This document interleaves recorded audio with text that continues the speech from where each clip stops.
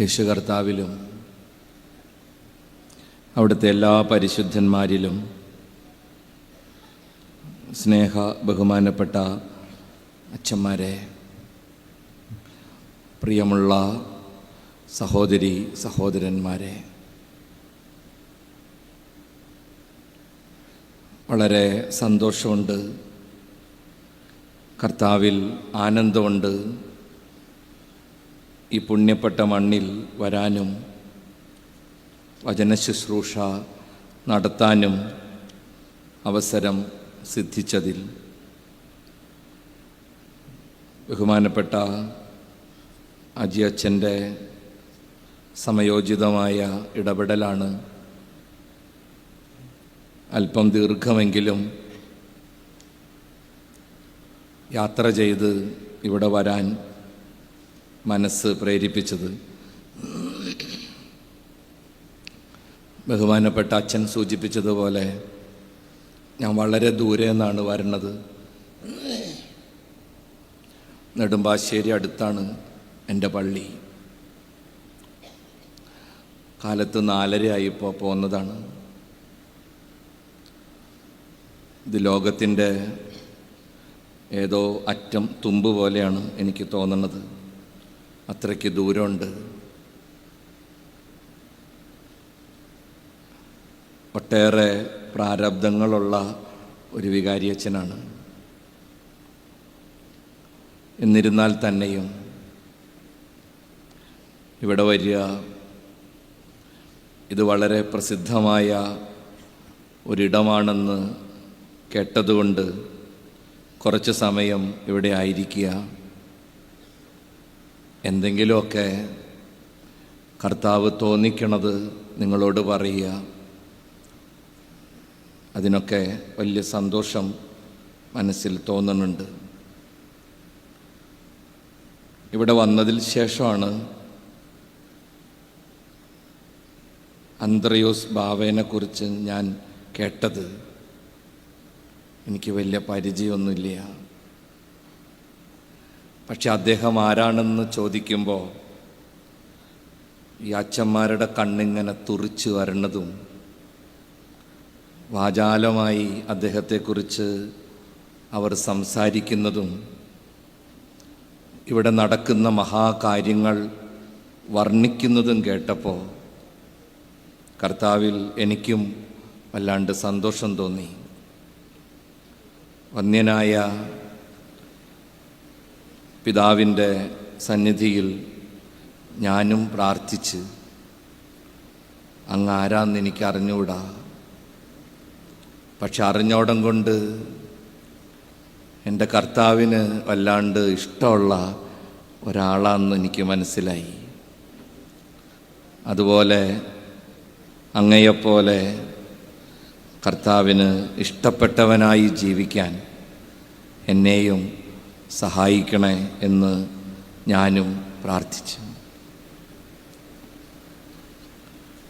ദേവാലയത്തിൻ്റെ കൂദാശാകർമ്മം പുനഃപ്രതിഷ്ഠ സംഭവിച്ചിട്ട് അധികം നാളായില്ല എന്നാണ് നോട്ടീസിൽ നിന്ന് എനിക്ക് മനസ്സിലായത്. ഒരു ദേവാലയം ആശീർവദിക്കപ്പെടുമ്പോൾ കർത്താവിൻ്റെ ഭവനം വീണ്ടും വീണ്ടും ദൈവത്തിന് പ്രതിഷ്ഠിക്കപ്പെടുമ്പോൾ ആ ദേവാലയവുമായി ബന്ധപ്പെട്ട വിശ്വാസ സമൂഹത്തിന് വലിയ വലിയ ഉത്തരവാദിത്വം ഉണ്ടെന്ന് അച്ഛൻ ആരംഭത്തിലെ നിങ്ങളെ ഓർമ്മപ്പെടുത്തുകയാണ്. ബഹുമാനപ്പെട്ട അച്ഛന്മാരിൽ നിന്ന് എനിക്ക് അറിവായത്, ഈ ദേശക്കാർ മാത്രമല്ല, ഈ ദേവാലയത്തിൽ നിന്ന് കാലാകാലങ്ങളിൽ വളർന്ന് വലുതായി ദൂരെയായിപ്പോയവരും ഈ പുണ്യപ്പെട്ട മണ്ണിനെയും ഈ ദേവാലയത്തെയും തേടി വരാറുണ്ട്. ദേവാലയം കർത്താവിന് പ്രതിഷ്ഠിക്കപ്പെടുമ്പോൾ, ഒരു ദേവാലയം ദൈവത്തിൻ്റെ ആലയമായി പുനഃപ്രതിഷ്ഠിക്കപ്പെടുമ്പോൾ ആ ദേവാലയവുമായി ബന്ധപ്പെട്ട് ജീവിക്കുന്നവർക്ക് വലിയ ഒരു ഉത്തരവാദിത്വം ഉണ്ടെന്ന് അച്ഛൻ ഓർമ്മപ്പെടുത്താണ്. നിങ്ങൾക്കറിയാലോ എങ്ങനെയാണ് ഈ ദേവാലയങ്ങളുണ്ടായത്. പഴയ നിയമത്തിൽ ഇസ്രായേലിൻ്റെ ചരിത്രം നമ്മൾ വായിക്കുന്നുണ്ട്. ദൈവം തൻ്റെ ജനത്തിൻ്റെ കൂടെ നടന്നു എന്നാണ് പാരമ്പര്യം. ഇസ്രായേൽ ചെറിയൊരു ഗണമൊന്നായിരുന്നില്ല. മോശയുടെ കീഴിൽ നേതൃത്വത്തിൽ ഈജിപ്തിൻ്റെ അടിമത്വത്തിൽ നിന്ന് പുറത്തു വന്ന ജനസഞ്ചയം നമ്മളൊക്കെ സങ്കല്പിക്കുന്നതിനും വളരെ വളരെ വളരെ വലുതായിരുന്നു. മോശയുടെ കൂടെ എത്ര പേരുണ്ടായിരുന്നു എന്ന് ചിന്തിക്കുമ്പോൾ നമുക്ക് തലവേദന എടുക്കും. ഒന്നും രണ്ടാളൊന്നുമല്ല. പുറപ്പാട് ഗ്രന്ഥത്തിൽ പലയിടത്തും പല കണക്ക് പറയുന്നുണ്ട്. ഒരു സ്ഥലത്ത് പറയണത് സ്ത്രീകളും കുട്ടികളും ഒഴികെ മോശയുടെ പുറകിൽ 6 ലക്ഷം പുരുഷന്മാരുണ്ടായിരുന്നു എന്നാണ്. ഒന്ന് ചിന്തിച്ചു നോക്കിയാൽ ഇവിടെ ഇപ്പോൾ ആകെ 4, 3, 7 എണ്ണമുള്ളൂ. മോശയുടെ പുറകിൽ 6 ലക്ഷം പുരുഷന്മാരുണ്ടായിരുന്നു, സ്ത്രീകളും കുട്ടികളും ഒഴികെ. 6 ലക്ഷം പുരുഷന്മാരെന്ന് പറയുമ്പോൾ എത്ര ലക്ഷം സ്ത്രീകളുണ്ടാവും? ഇപ്പം ഇവിടുത്തെ കണക്ക് പിടിച്ച് നോക്കണ്ട, അത് വളരെ കൂടുതലായിരിക്കും. സാധാരണ പള്ളിയിൽ വരണവരുടെ കണക്ക് നോക്കിയാൽ മതി. എങ്ങനെ പോയാലൊരു 3 ഇരട്ടി സ്ത്രീകൾ പുരുഷന്മാരെക്കാളും കൂടുതൽ പള്ളിയിലുണ്ടാവും. ആ വകുപ്പിൽ തന്നെ പിടിച്ച 6, 3, 18 ലക്ഷം പെണ്ണുങ്ങൾ. ആലോചിച്ച് നോക്കിയാൽ പോക്ക്. 6 ലക്ഷം പുരുഷന്മാർ, 18 ലക്ഷം സ്ത്രീകൾ, 18 6 24 ലക്ഷം അപ്പയായി. അജിയച്ചനാകെ 300 വീടുള്ളൂ കേട്ടാ. എനിക്ക് 1000. മാക്സിമം പിടിച്ച ഒരു 4000 മനുഷ്യരുണ്ട്. അവറ്റനെ നോക്കാൻ തന്നെ ഞങ്ങൾ കഷ്ടപ്പെടുന്നത് എന്തോരമുണ്ടെന്ന് ഞങ്ങൾക്കറിയാം. ഇത്ര എളുപ്പമല്ല. എന്തിനങ്ങടൊക്കെ പോണേ?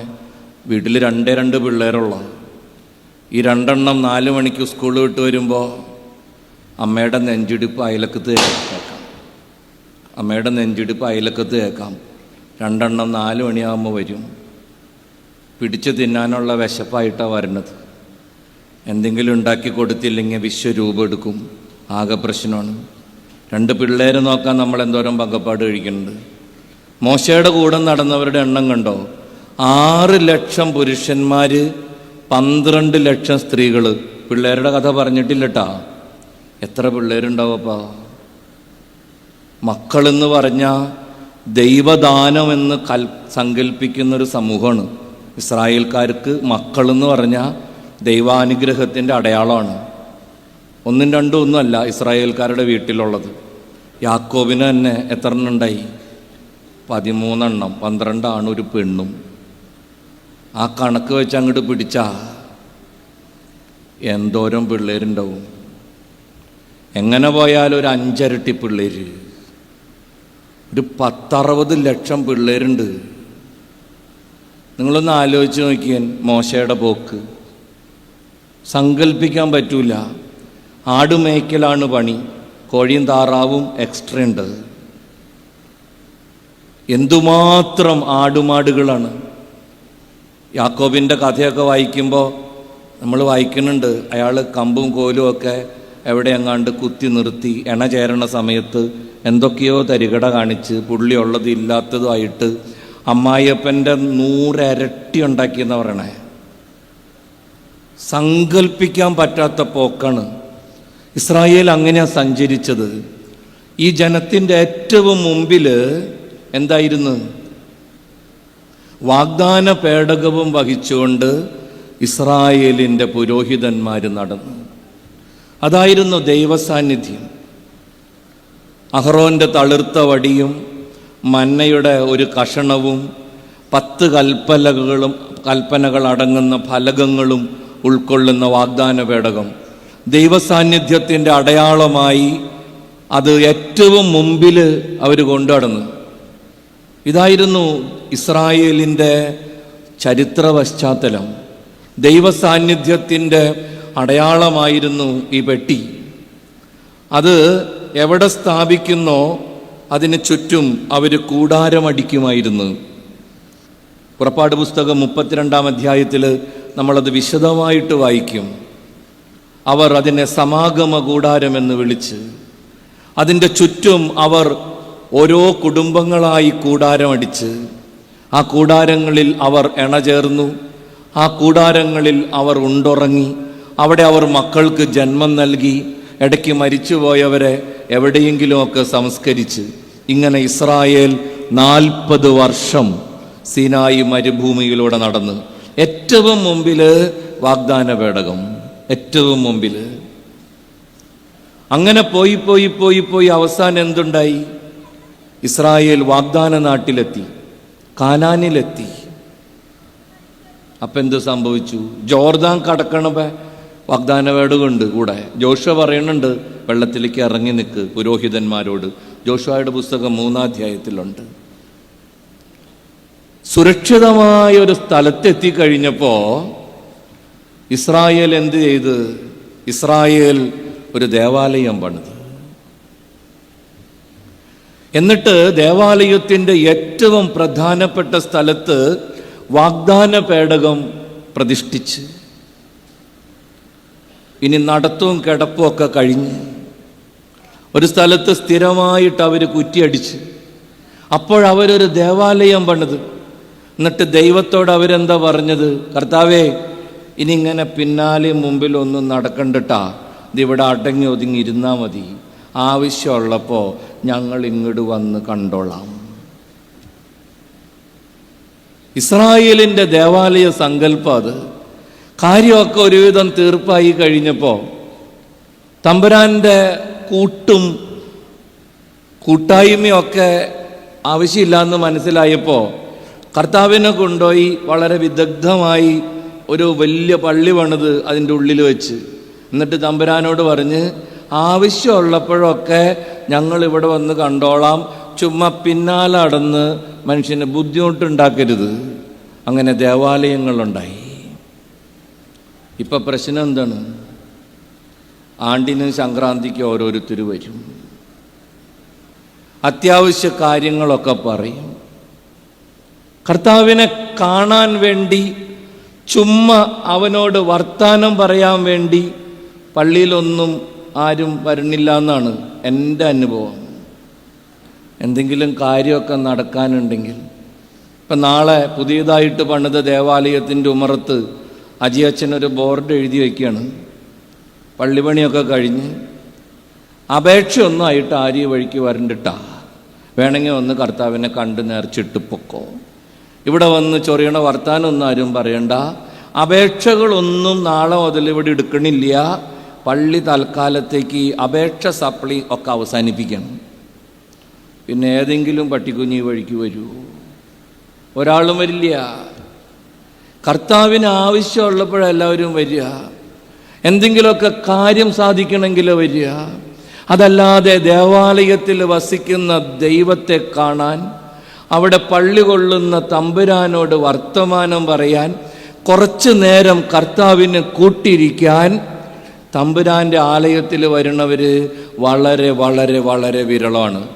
ഈ അന്ത്രയോസ് പിതാവൊക്കെ ഉണ്ടല്ലോ, സ്ഥിരം അതിൻ്റെ ഉള്ളിൽ വാർത്തവനാണ്, കർത്താവിൻ്റെ കൂടെ വസിച്ചവനാണ്.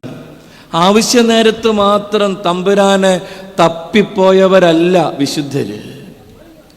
ആവശ്യമുള്ള സമയത്ത് മാത്രം ദൈവത്തെ വിളിച്ചവരല്ല. അവശ്യ സമയത്ത് വിളിക്കാനുള്ള, എവിടെയോ വായിച്ചതുപോലെ, ഒരു എമർജൻസി നമ്പറായിരുന്നില്ല ദൈവം ഈ പരിശുദ്ധന്മാർക്ക്. അവർ സദാസമയവും കർത്താവിൻ്റെ കൂടെ വസിച്ചവരാണ്. അതുകൊണ്ടാണ് അച്ഛൻ നിങ്ങളെ ഇന്ന് ഓർമ്മപ്പെടുത്തുന്നത്, ദേവാലയം മനോഹരം ആക്കിയാൽ മാത്രം പോരാ, കർത്താവിൻ്റെ ആലയത്തെ സുന്ദരമാക്കി മാറ്റിയാൽ മാത്രം പോരാ, ആ ദേവാലയത്തിലിരിക്കുന്ന കർത്താവിന് വല്ലപ്പോഴും ചെന്ന് കൂട്ടിരിക്കാനുള്ള ഒരു ഉത്തരവാദിത്വം എല്ലാവർക്കും ഉണ്ടെന്ന് ഓർമ്മ വേണം. എല്ലാവർക്കും ഉണ്ട്. ഞാനിതുപോലൊരു പള്ളി പണിത്, അജയച്ചന് അഭിനന്ദനം, ഭംഗിയായിട്ടുണ്ട്. കൂടെ കൂടിയവർക്കും പ്രശംസയുണ്ട്. ഞാനൊരു പള്ളി പണിത്, കഷ്ടപ്പെട്ട പണിത്, കിഡ്നി ഒഴിച്ച് ബാക്കിയൊക്കെ ഞാൻ വിറ്റ്, ഉള്ളതൊക്കെ പോയി. ഉലകം മുഴുവനും തെണ്ടി നടന്ന് കാശുണ്ടാക്കി, നാട്ടുകാരെ പിഴിഞ്ഞ് പിരിച്ച് ഒരു ലെവലാക്കി. സ്ഥലം മാറിപ്പോവാൻ നേരത്ത് പാവം ചെറിയ പിള്ളേരോട് ഞാൻ ചോദിച്ചു, മക്കൾ അച്ഛനെ ഓർക്കുമോ? 7 കൊല്ലാണ് അവിടെ കുത്തിപ്പിടിച്ചിരുന്നത്, 7 8 കൊല്ലം. ദേവാലയം നിർമ്മാണം പൂർത്തിയാക്കി പോവാൻ നേരത്ത് കൊച്ചങ്ങളോട് ചോദിച്ചു, മക്കൾ അച്ഛനെ ഓർക്കുമോ? വലിയ പ്രതീക്ഷയോടെയാണ് പാവം വികാരിച്ചൻ ചോദിച്ചത്. കൊച്ചങ്ങൾ പ്രത്യേകിച്ച് ഒന്നും മിണ്ടിയില്ല. പക്ഷെ അവസാനം ഒരെണ്ണം കൈവക്കി പറഞ്ഞു, ഞാൻ ഓർക്കും അച്ഛനെ. അപ്പം അത്ഭുതത്തോടെ ഞാൻ ചോദിച്ചു, നീ എങ്ങനെ എന്നെ ഓർക്കും? പാവം പറഞ്ഞ്, നന്നായിട്ട് പിരിക്കാൻ അറിയായിരുന്ന ഒരച്ഛനായിരുന്നു. അച്ഛൻ്റെ നാക്ക് വെച്ച് പറഞ്ഞാൽ തരാണ്ടിരിക്കാൻ പറ്റില്ല. അത് കാരണം എൻ്റെ അപ്പന് കാശ് കുറേ പോയി. അച്ഛനെ ഞാൻ മറക്കില്ല. അജയച്ഛനെ നാളെ എങ്ങനെ ഓർക്കുമാവോ എനിക്കറിഞ്ഞൂടാ. ദേവാലയം ഗംഭീരമായിട്ട് പണിത്, മനോഹരമായിരുന്നു. ഇപ്പോഴും എവിടെ ചെന്ന് പ്രാർത്ഥിച്ചാലും വിശുദ്ധ ബലി അർപ്പിച്ചാലും കണ്ണടയ്ക്കുമ്പോൾ എൻ്റെ മനസ്സിൽ തെളിയണത് ഞാൻ എൻ്റെ തമ്പുരാന് വേണ്ടി നിർമ്മിച്ച ദേവാലയം അതിൻ്റെ മദ്ബഹാണ്. അത് വെച്ചിട്ടാ ഞാൻ എൻ്റെ കർത്താവിനോട് വിലപേശ, ഞാൻ നിനക്കൊരു ബലിപീഠം തീർത്തിട്ടുണ്ട്, അതിലെന്നും ബലികൾ അർപ്പിക്കപ്പെടുന്നുണ്ട്. ഈ പാവത്തിൻ്റെ കഷ്ടപ്പാട് പരിഗണിച്ച് എൻ്റെ കാര്യം നടത്തി തരണം. ഉലകത്തിൽ എവിടെ ചെന്നാലും ബലിയർപ്പിക്കുമ്പോൾ ഞാൻ എൻ്റെ ദൈവത്തോട് പറയും, കഷ്ടപ്പെട്ട് ഞാൻ നിനക്കായൊരു ബലിപീഠം തീർത്തുണ്ട്. നിങ്ങളുടെ മദ്ബഹായിൽ കയറിയപ്പോൾ ഞാൻ കണ്ടു, വലത്തുവശത്ത് ഏലിയ, ഇടത്തുവശത്ത് യോന. ഞാനപ്പോൾ ഏലിയായുടെ ബലിപീഠമൊക്കെ ഓർക്കായിരുന്നു. ചങ്കുകൊട്ടി ഞാൻ കർത്താവിനോട് പറയും, ഈ ദേവാലയത്തിൻ്റെ നിർമ്മിതിക്ക് എന്തെങ്കിലുമൊക്കെ കൊടുത്തിട്ടുള്ള എല്ലാവരുടെയും അവകാശമാണത്. ഞാൻ നിനക്ക് വേണ്ടി ഒരു ദേവാലയം തീർത്തിട്ടുണ്ട്, ഞാൻ നിനക്ക് വേണ്ടി ഒരു ത്രോണോസ് ഒരുക്കിയിട്ടുണ്ട്, ഞാൻ നിനക്ക് വേണ്ടി ഒരു മദ്ബഹ തീർത്തിട്ടുണ്ട്, ഞാൻ നിനക്ക് വേണ്ടി ഒരു ബലിപീഠം നിർമ്മിച്ചിട്ടുണ്ട്. അർപ്പിക്കപ്പെടുന്ന വിശുദ്ധ ബലികളുടെ യോഗ്യത പരിഗണിച്ച് എൻ്റെ കാര്യത്തിന് തീർപ്പുണ്ടാക്കി തരണം തമ്പുരാനെ. ഞാൻ എന്നും അങ്ങനെ പ്രാർത്ഥിക്കാറ്. അപ്പം ഞാനിങ്ങനെ പള്ളിയൊക്കെ പണിത്, ഒത്തിരി പേരൊന്നും ക്ഷണിച്ചില്ല ഞാൻ ഈ പ്രതിഷ്ഠയ്ക്ക്. എന്നാൽ അത്യാവശ്യം കൂടെ പഠിച്ച കൂട്ടുകാരെങ്കിലും വിളിക്കണമല്ലോ.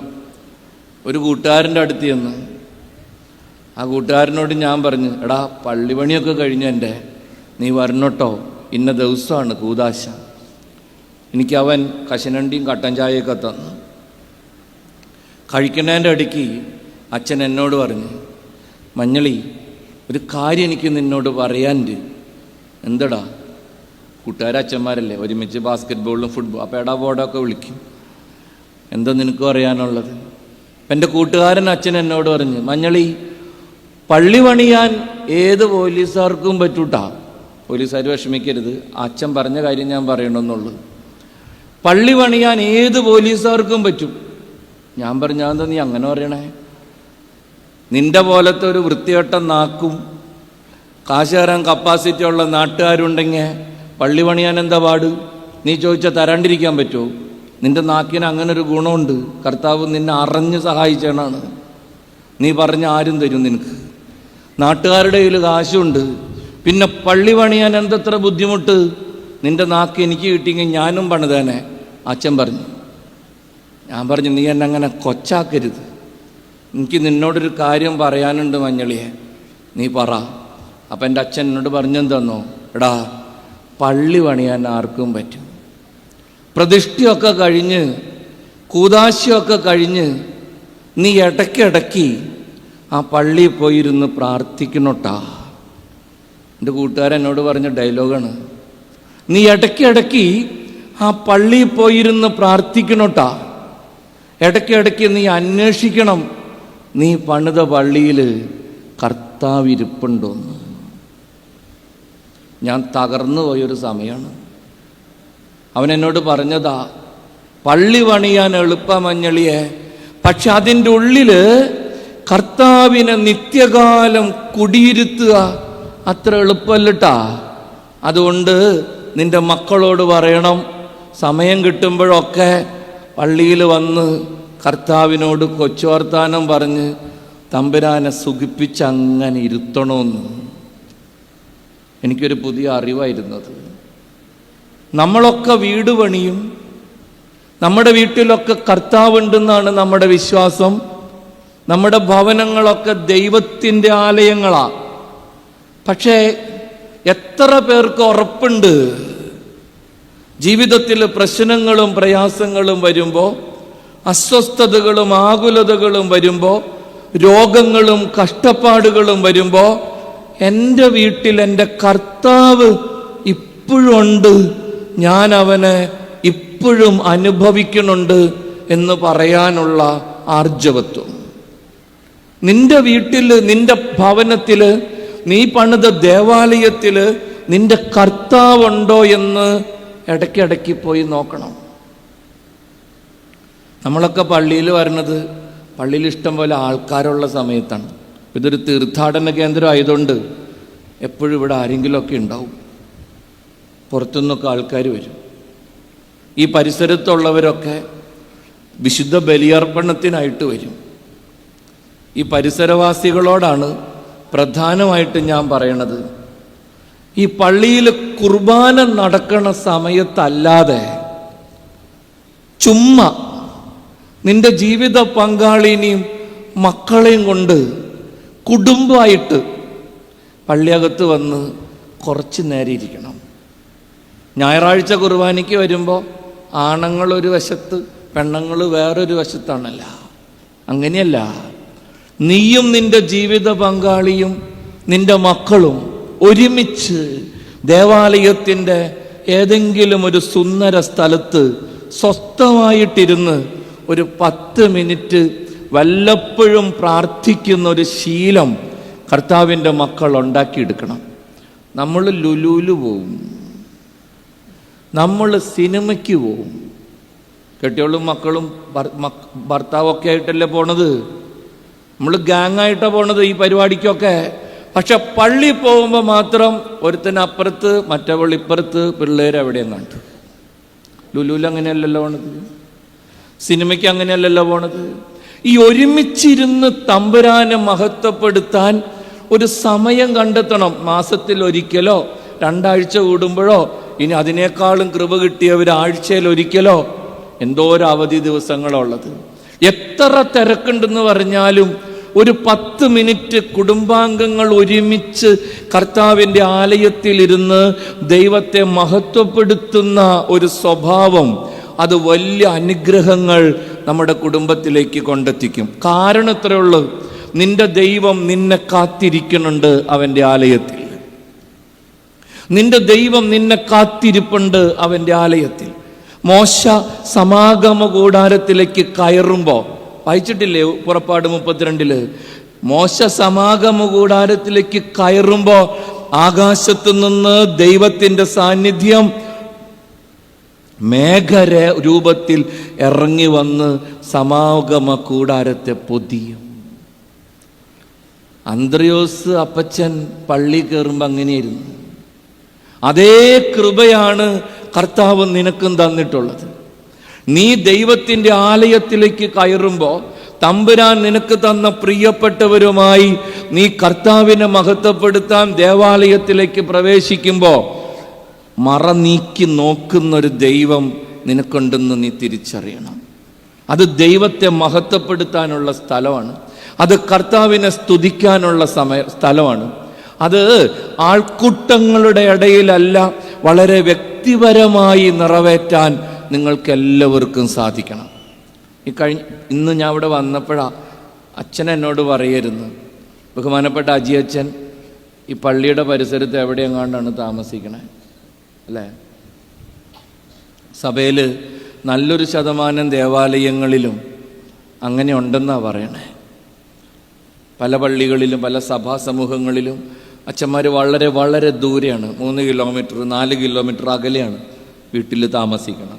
ഇവിടെ തൊട്ടടുത്താന്ന് പറഞ്ഞു അച്ഛൻ, ഈ കോമ്പൗണ്ടിലുണ്ടെന്ന് പറഞ്ഞു. ഞങ്ങളുടെ കാര്യം നിങ്ങൾക്കറിയാലോ, ഞങ്ങൾ പള്ളിയിൽ തന്നെയാണ് പാർക്കൽ, പള്ളിയിൽ തന്നെയാണ് പാർക്കൽ. പള്ളിയിൽ തന്നെ പാർക്കണത് കൊണ്ടുള്ള ഗുണം വേറൊന്നല്ല, കർത്താവിനെ കൂട്ടിരിക്കാൻ പറ്റും. കർത്താവ് ഒരിക്കലും തനിച്ചാവില്ല. ദേവാലയത്തിൻ്റെ ചാരത്ത് അവൻ്റെ അഭിഷിക്തന് വീടൊരുക്കണത് ഈ ഒരു ലക്ഷ്യത്തോടു കൂടെ തന്നെയാണ്. അല്ലാണ്ട് നാട്ടുകാർക്ക് വന്ന് എളുപ്പത്തിൽ അച്ഛനെ കാണാൻ വേണ്ടിയിട്ടല്ല അച്ഛനെ പിടിച്ച് പള്ളിയുടെ പരിസരത്ത് പാർപ്പിക്കണത്. നേരെ മറിച്ച് തമ്പുരാൻ ദേവാലയത്തിൽ തനിച്ചാവരുതെന്നുള്ള ആഗ്രഹം കൊണ്ടാണ്. കർത്താവ് അവൻ്റെ ആലയത്തിൽ ഒറ്റയ്ക്കാവാൻ പാടില്ല, അവനെപ്പോഴും കൂട്ടുവേണം. അതാണ് പത്രോസിനോട് അവൻ പറഞ്ഞത്, എൻ്റെ ആത്മാവ് മരണത്തോളം ദുഃഖിതമായിരിക്കുന്നു ശമയോനെ, 1 മണിക്കൂർ നീ എൻ്റെ കൂടെ ഒന്ന് ഉണർന്നിരിക്കുക. കർത്താവ് ഞങ്ങൾ വൈദികരോട് എപ്പോഴും പറയുന്നൊരു കാര്യമാണ്. ഞാനിപ്പോൾ ഒരു പുസ്തകം വായിക്കണം, ഇൻ സീന ജേസൂസ് എന്ന് പറയുന്നൊരു പുസ്തകം. അതിൻ്റെ ഓദർ ആരാന്നൊന്നും അറിഞ്ഞുകൂടാ. അത് വായിക്കുമ്പോൾ എപ്പോഴും കണ്ണിൽ നിന്ന് വെള്ളം വരും. അതിനകത്തൊരു വൈദികന് ദൈവം കർത്താവ് തന്നെ തന്നെ വെളിപ്പെടുത്തുന്നതൊരു പുസ്തകമാണത്. ഒരു റഷ്യക്കാരൻ ഒരു അച്ഛനാണ് അതിൻ്റെ രചയിതാവ് എന്നാണ് ഞാൻ കേട്ടിരിക്കുന്നത്. അതിനകത്ത് അങ്ങനെ എഴുതി വച്ചിരിക്കണം. ആ പുസ്തകം വായിക്കുമ്പോൾ കരച്ചിൽ വരും.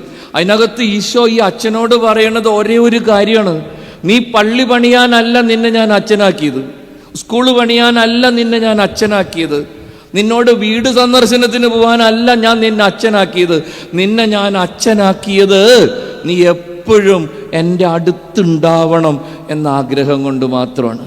നീ എന്നിട്ട് എന്താ എൻ്റെ അടുത്ത് വരാത്തത്? ഞാൻ പുസ്തകം വായിക്കുമ്പോൾ എനിക്ക് കരച്ചിൽ വരും.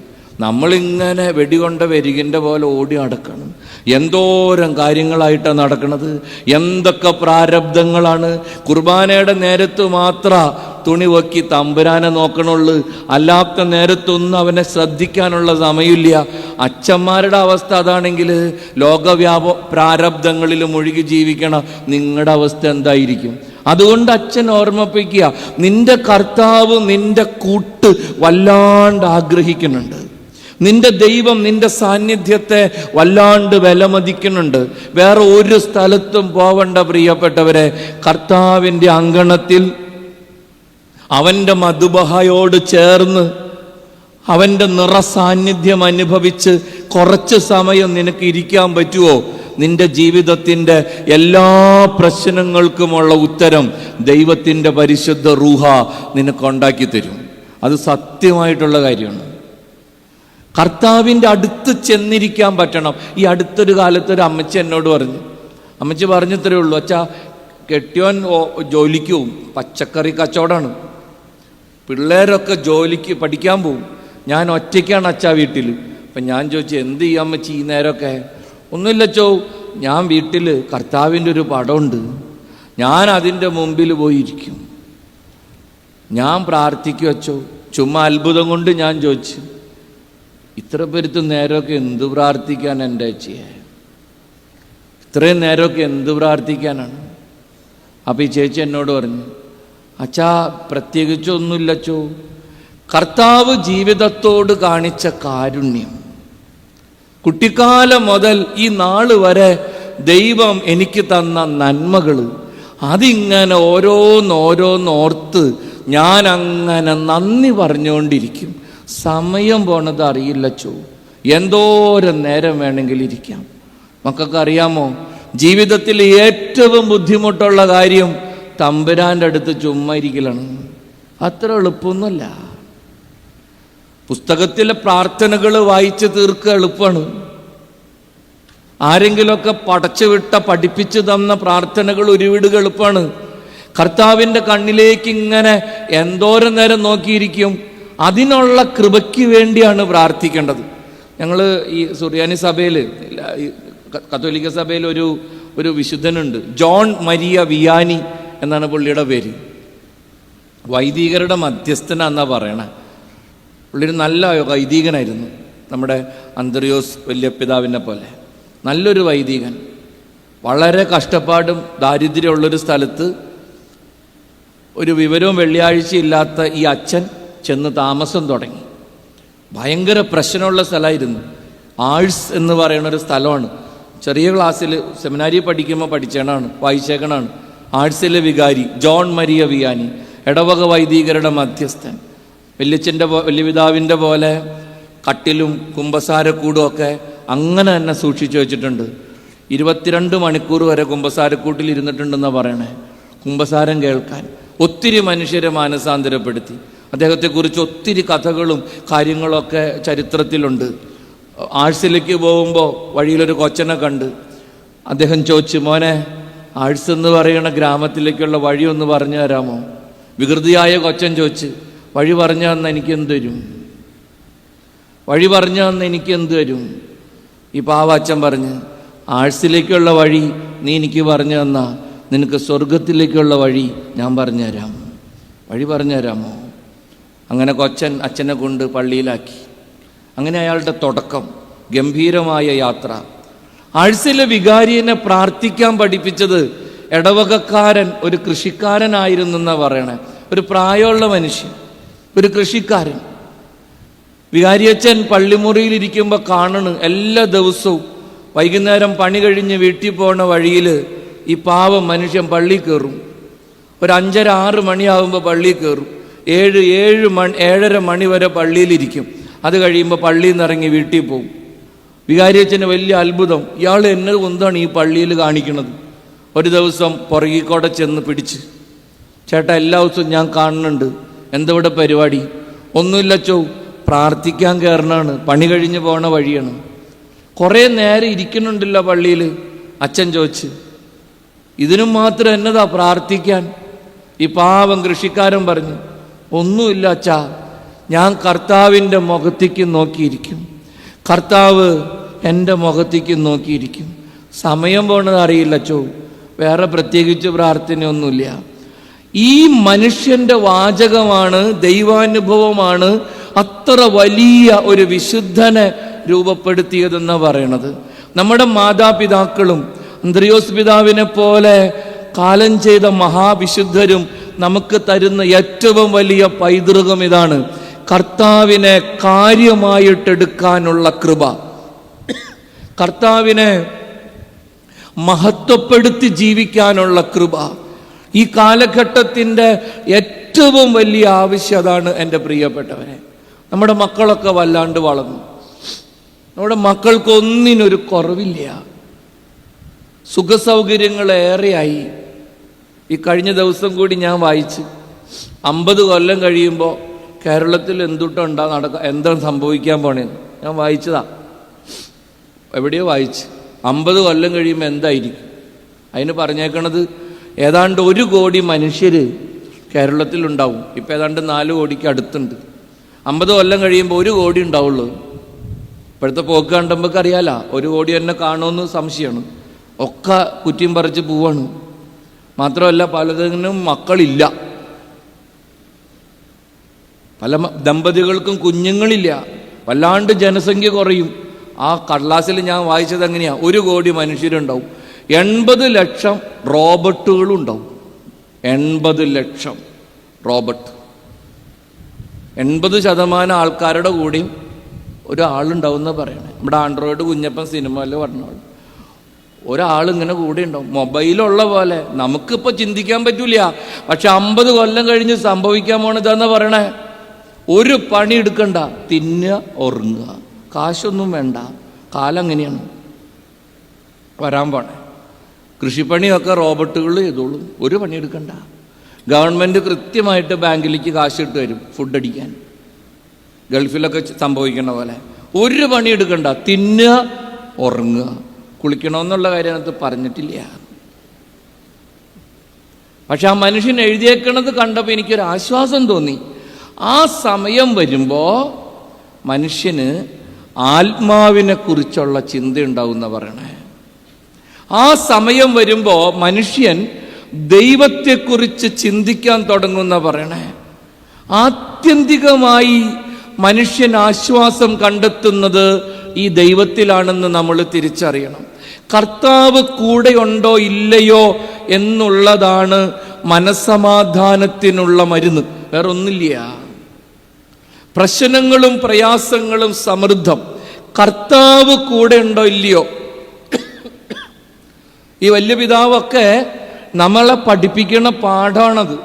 കർത്താവ് കൂടെ ഉണ്ടെങ്കിൽ എല്ലാം മനോഹരമാണ്. കർത്താവ് കൂടെ ഉണ്ടോ ഇല്ലയോ, നിനക്ക് ആ ദൈവത്തെ തിരിച്ചറിയാനും അനുഭവിക്കാനും സാധിക്കുന്നുണ്ടോ? അതാണ് ഇന്ന് ദൈവം നമ്മോട് ചോദിക്കുന്ന ചോദ്യം. പുറപ്പാടിൻ്റെ പുസ്തകം 33-ാമത്തെ അധ്യായം 15, 16, 17 വചനം. പുറപ്പാട് ഗ്രന്ഥം 33-ന്റെ 15, 16, 17.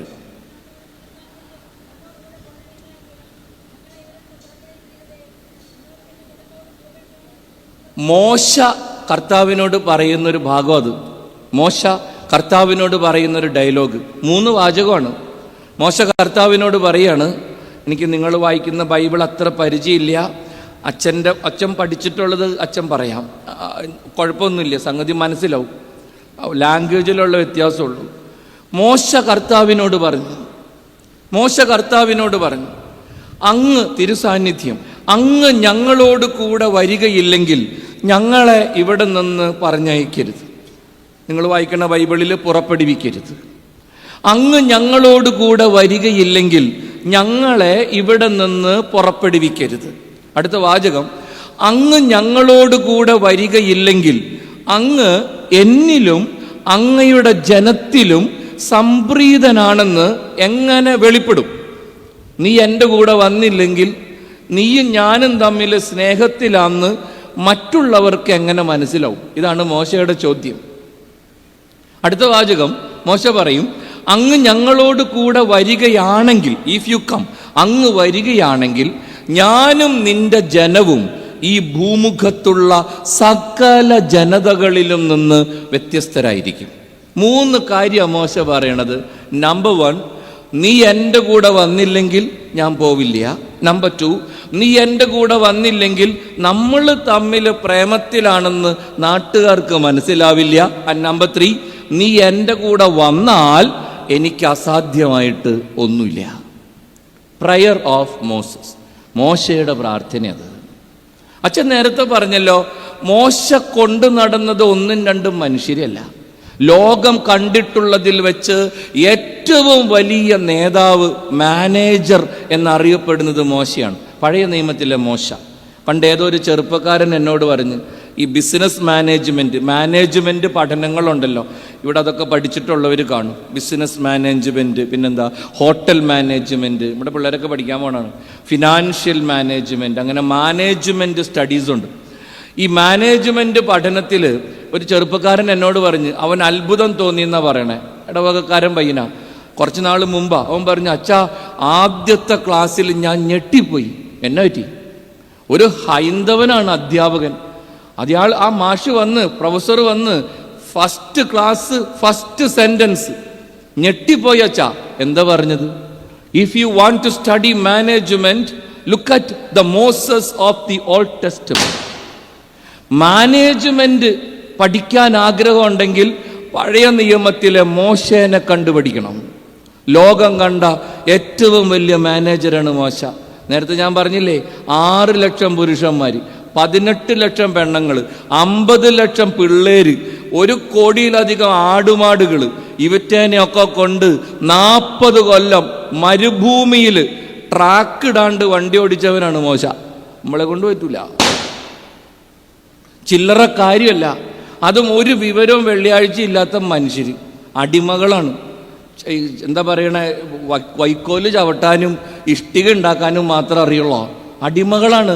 ഒരു വിവരവും വെള്ളിയാഴ്ച ഇല്ല. ഇറച്ചി എന്ന് പറഞ്ഞാൽ ഇറച്ചി കൊടുക്കണം, വെള്ളം എന്ന് പറഞ്ഞാൽ വെള്ളം കൊടുത്തോളണം. എന്താ വേണ്ടതെന്ന് വെച്ചാൽ അപ്പം ഇല്ലെങ്കിൽ ഒച്ചപ്പാട് ബഹളമാണ്. എങ്ങനെ മോശ ഇവറ്റെന്നെ കൊണ്ടുനടന്ന്? അത്ഭുതമാണ് മോശയുടെ യാത്ര. മരുഭൂമിയിലൂടെയാണ് അയാൾ നടക്കുന്നത്. ഞാൻ പലപ്പോഴും ചിന്തിച്ചിട്ടുണ്ട്, എവിടുന്ന മോശയ്ക്ക് ഇതിനും മാത്രം കപ്പാസിറ്റി ഉണ്ടായത്? അയാൾക്കും വലിയ സ്റ്റാൻഡേർഡ് ഒന്നുമില്ല. മോശ അത്ര നല്ല ഉണ്ണിയൊന്നുമല്ല. അറിയാലോ, മോശ വളരെ മോശമാണ്, വിക്കനാണ് മോശ. ഒരു ഡയലോഗ് പറയണെങ്കിൽ ഒരു ദിവസം വേണം. ഭയങ്കര വിക്കാണ്, തന്തയില്ലാത്തവനാണ്. എന്നുവെച്ചാ നേരെ ചൊവ്വെ അപ്പനാരാന്ന് മോശയ്ക്ക് അറിയാൻ പാടില്ല, അല്ലേ? എങ്ങനെ പോയാലും മുലകൂടി മാറിയിട്ടില്ല. 40 വയസ്സ് വരെ മോശയുടെ അപ്പനെ മോശ കണ്ടിട്ടുണ്ടോ എന്ന് എനിക്ക് സംശയമുണ്ട്. കാര്യം മോശയുടെ പുസ്തകത്തിൽ മോശയുടെ അപ്പൻ്റെ പേരൊക്കെ ഉണ്ട്, 6-ാം അധ്യായത്തിലൊരു ജീനിയോളജി. പക്ഷെ അത് പിന്നീട് ആരാണ്ട് എഴുതി കൂട്ടിയതാന്നാ പറയണേ. മോശ ഒറിജിനൽ എഴുതി വെച്ചേക്കുന്നത് ഭീകരമാണ്. 2-ാം അധ്യായം 1-ാം വചനം. അക്കാലത്ത് ലേവി ഗോത്രത്തിൽപ്പെട്ട ഒരാൾ തൻ്റെ തന്നെ ഗോത്രത്തിൽപ്പെട്ട ഒരു സ്ത്രീയെ കല്യാണം കഴിച്ചു. ആരാരെ കെട്ടിയെന്നൊന്നും മോശ എഴുതിയിട്ടില്ല. ഏതോ ഒരാൾ ഏതോ ഒരു പെണ്ണിനെ കെട്ടി. സ്വന്തം അപ്പനും അമ്മേനെയും കുറിച്ച് മോശ എഴുതിയേക്കണത് അതാണ്. ഫറവോൻ്റെ വീട്ടിലാണ് വളർന്നത്, അറിയാം. ലോട്ടറി അടിച്ച് അമ്മയുടെ മുല തന്നെ ചപ്പി വളരാൻ ഭാഗ്യം കിട്ടി. പക്ഷെ മുലകുടി മാറിയപ്പോൾ ഫറവോ തള്ളേനെ വീട്ടിൽ നിന്ന് ഇറക്കി വിട്ടിട്ടുണ്ട്. പിന്നെ ഫറവോൻ്റെ മോനായിട്ട് അവൻ വളരണത്. മോശ അപ്പനാരാന്നറിഞ്ഞൂടാ, ദത്തുപുത്രനാണ്. സ്വാഭാവികമായിട്ടും ആന്തരിക മുറിവുകൾ ഇഷ്ടം പോലെയുണ്ട്. ക്ഷിപ്ര കോപിയാണ്. ഒന്ന് പറഞ്ഞ രണ്ടാമത്തേൽ കയറി അടിക്കും. അതും ചില്ലറ അടിയല്ല. ഈ ഫറവോൻ്റെ ഫുഡൊക്കെ അടിച്ച് ഒടുക്കത്തെ ആരോഗ്യമാണ്. ഒരൊറ്റ അടിക്കാണ് ഒരെണ്ണത്തിനെ കൊന്നത്, തല്ലിക്കൊന്നു. മോശ ഒരു ക്രിമിനലാണ്. മോശ പട്ടാളം തപ്പണ ആളാണ്. മോശ വിക്കനാണ്. മോശ ഭയങ്കര കോപ സ്വഭാവിയാണ്. മോശയ്ക്ക് ഒത്തിരി ആന്തരിക മുറിവുണ്ട്. മോശയുടെ വീട്ടിൽ നിന്ന് കല്യാണം ആലോചിച്ചാൽ നിങ്ങൾ സമ്മതിക്കുമോ? ഞാൻ എടുക്കില്ല. മോശ അത്ര നല്ല ആളൊന്നുമല്ല. പക്ഷെ ഈ മോശേനെ കുറിച്ച് ബൈബിളിൽ എഴുതി വെച്ചേക്കണത് വായിച്ചാൽ നമ്മൾക്ക് കുളിര് വരും. അയാൾ ദിക്കുകളോട് കൽപ്പിക്കുമ്പോൾ കാടപ്പക്ഷികൾ വരും. അയാൾ ആകാശത്തേക്ക് അലറുമ്പോൾ മഞ്ഞ പെയ്യും. അയാൾ പാറപ്പുറത്തടിക്കുമ്പോൾ വെള്ളം പുറപ്പെടും. അയാൾ കടലിന് നേരെ വടി നീട്ടുമ്പോൾ കടൽ പിളരും. അയാൾ പ്രാർത്ഥിക്കാൻ പള്ളി കയറുമ്പോൾ ആകാശത്തുനിന്ന് മേഘസാന്നിധ്യത്തിൽ ദൈവം ഇറങ്ങി വരും. ബൈബിളിൽ എഴുതി വെച്ചിരിക്കുന്ന ഒരു വാചകമുണ്ട്, സ്നേഹിതനോടെന്ന പോലെ കർത്താവ് മോശയോട് വർത്താനം പറയും. അച്ഛന്മാർ കുർബാനയ്ക്കൊക്കെ പ്രാർത്ഥന ചെല്ലുമ്പോൾ നിങ്ങൾ ശ്രദ്ധിച്ചിട്ടുണ്ടോ? ആ സംബോധനയ്ക്ക് തന്നെ 1.5 കിലോമീറ്റർ നീട്ടുണ്ട്. എന്തൊരു വാചകം എന്നറിയോ? ആദ്യത്തെ വാക്ക് തന്നെ കർത്താവിനുള്ള വിശേഷണങ്ങൾ തന്നെയുണ്ട്, നല്ല നീളത്തിൽ.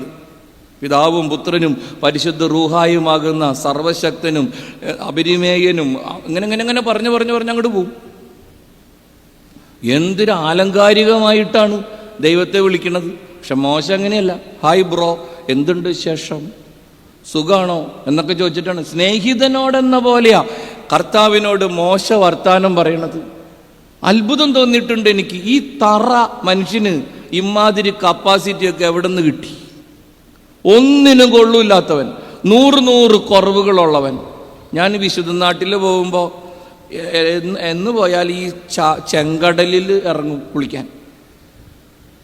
ഒരു ബർമൂടിയൊക്കെ എടുത്തിട്ട് ഞാൻ അവിടെ പോയി വൈകുന്നേരം ആകുമ്പോൾ പോകും. അവിടെ ചെല്ലുമ്പോഴൊക്കെ എൻ്റെ മനസ്സിൽ ഈ മോശയുടെ കഥ വരും. മോശ മുറിച്ച കടലാണല്ലോ.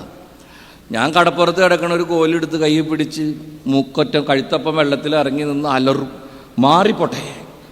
മോശയെക്കാളും സ്റ്റാൻഡേർഡ് ബുക്ക് ഉണ്ടല്ലോ. അപ്പനാരാന്ന് എനിക്ക് ഉറപ്പായിട്ടുള്ള കാര്യമാണ്.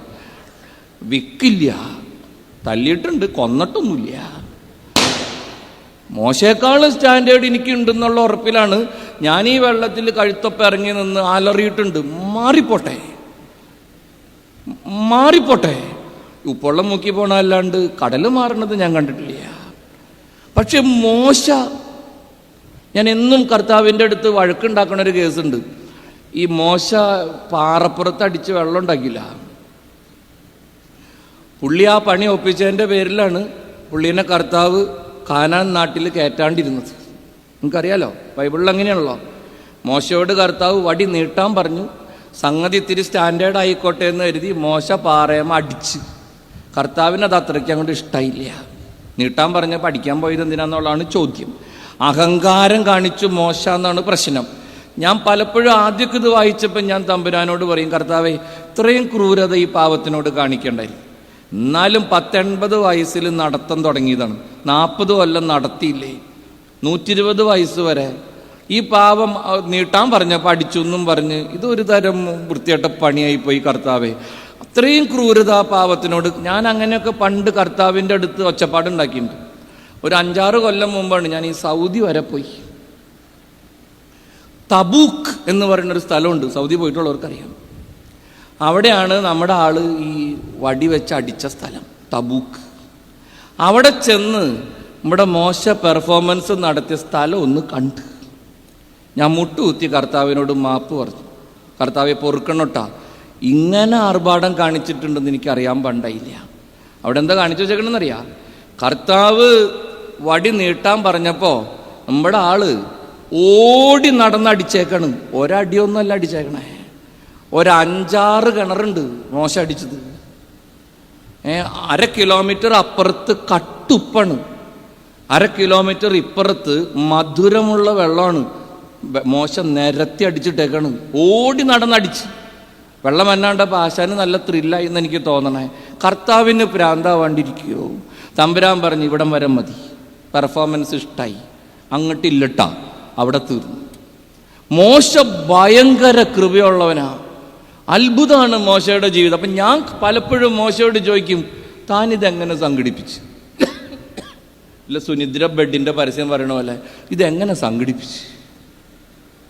മോശ പറഞ്ഞു, നീ പുറപ്പാട് 33:15 എടുത്ത് വായിക്കി. അവിടെയാണ് എൻ്റെ കൃപ, എനിക്ക് കിട്ടിയ ദൈവാനുഗ്രഹം കിടക്കണത്. അങ്ങനെയാ ഈ വചനം എൻ്റെ കണ്ണിൽ പെട്ടത്. മോശ കർത്താവിനോട് പറയുക, നീ എൻ്റെ കൂടെ വന്നില്ലെങ്കിൽ ഒരടി ഞാൻ വെക്കില്ല തമ്പുരാനെ. നീ എൻ്റെ കൂടെ വന്നില്ലെങ്കിൽ നിനക്ക് എന്നോട് ഇഷ്ടമാണെന്ന് എങ്ങനെ നാട്ടുകാർ മനസ്സിലാക്കും?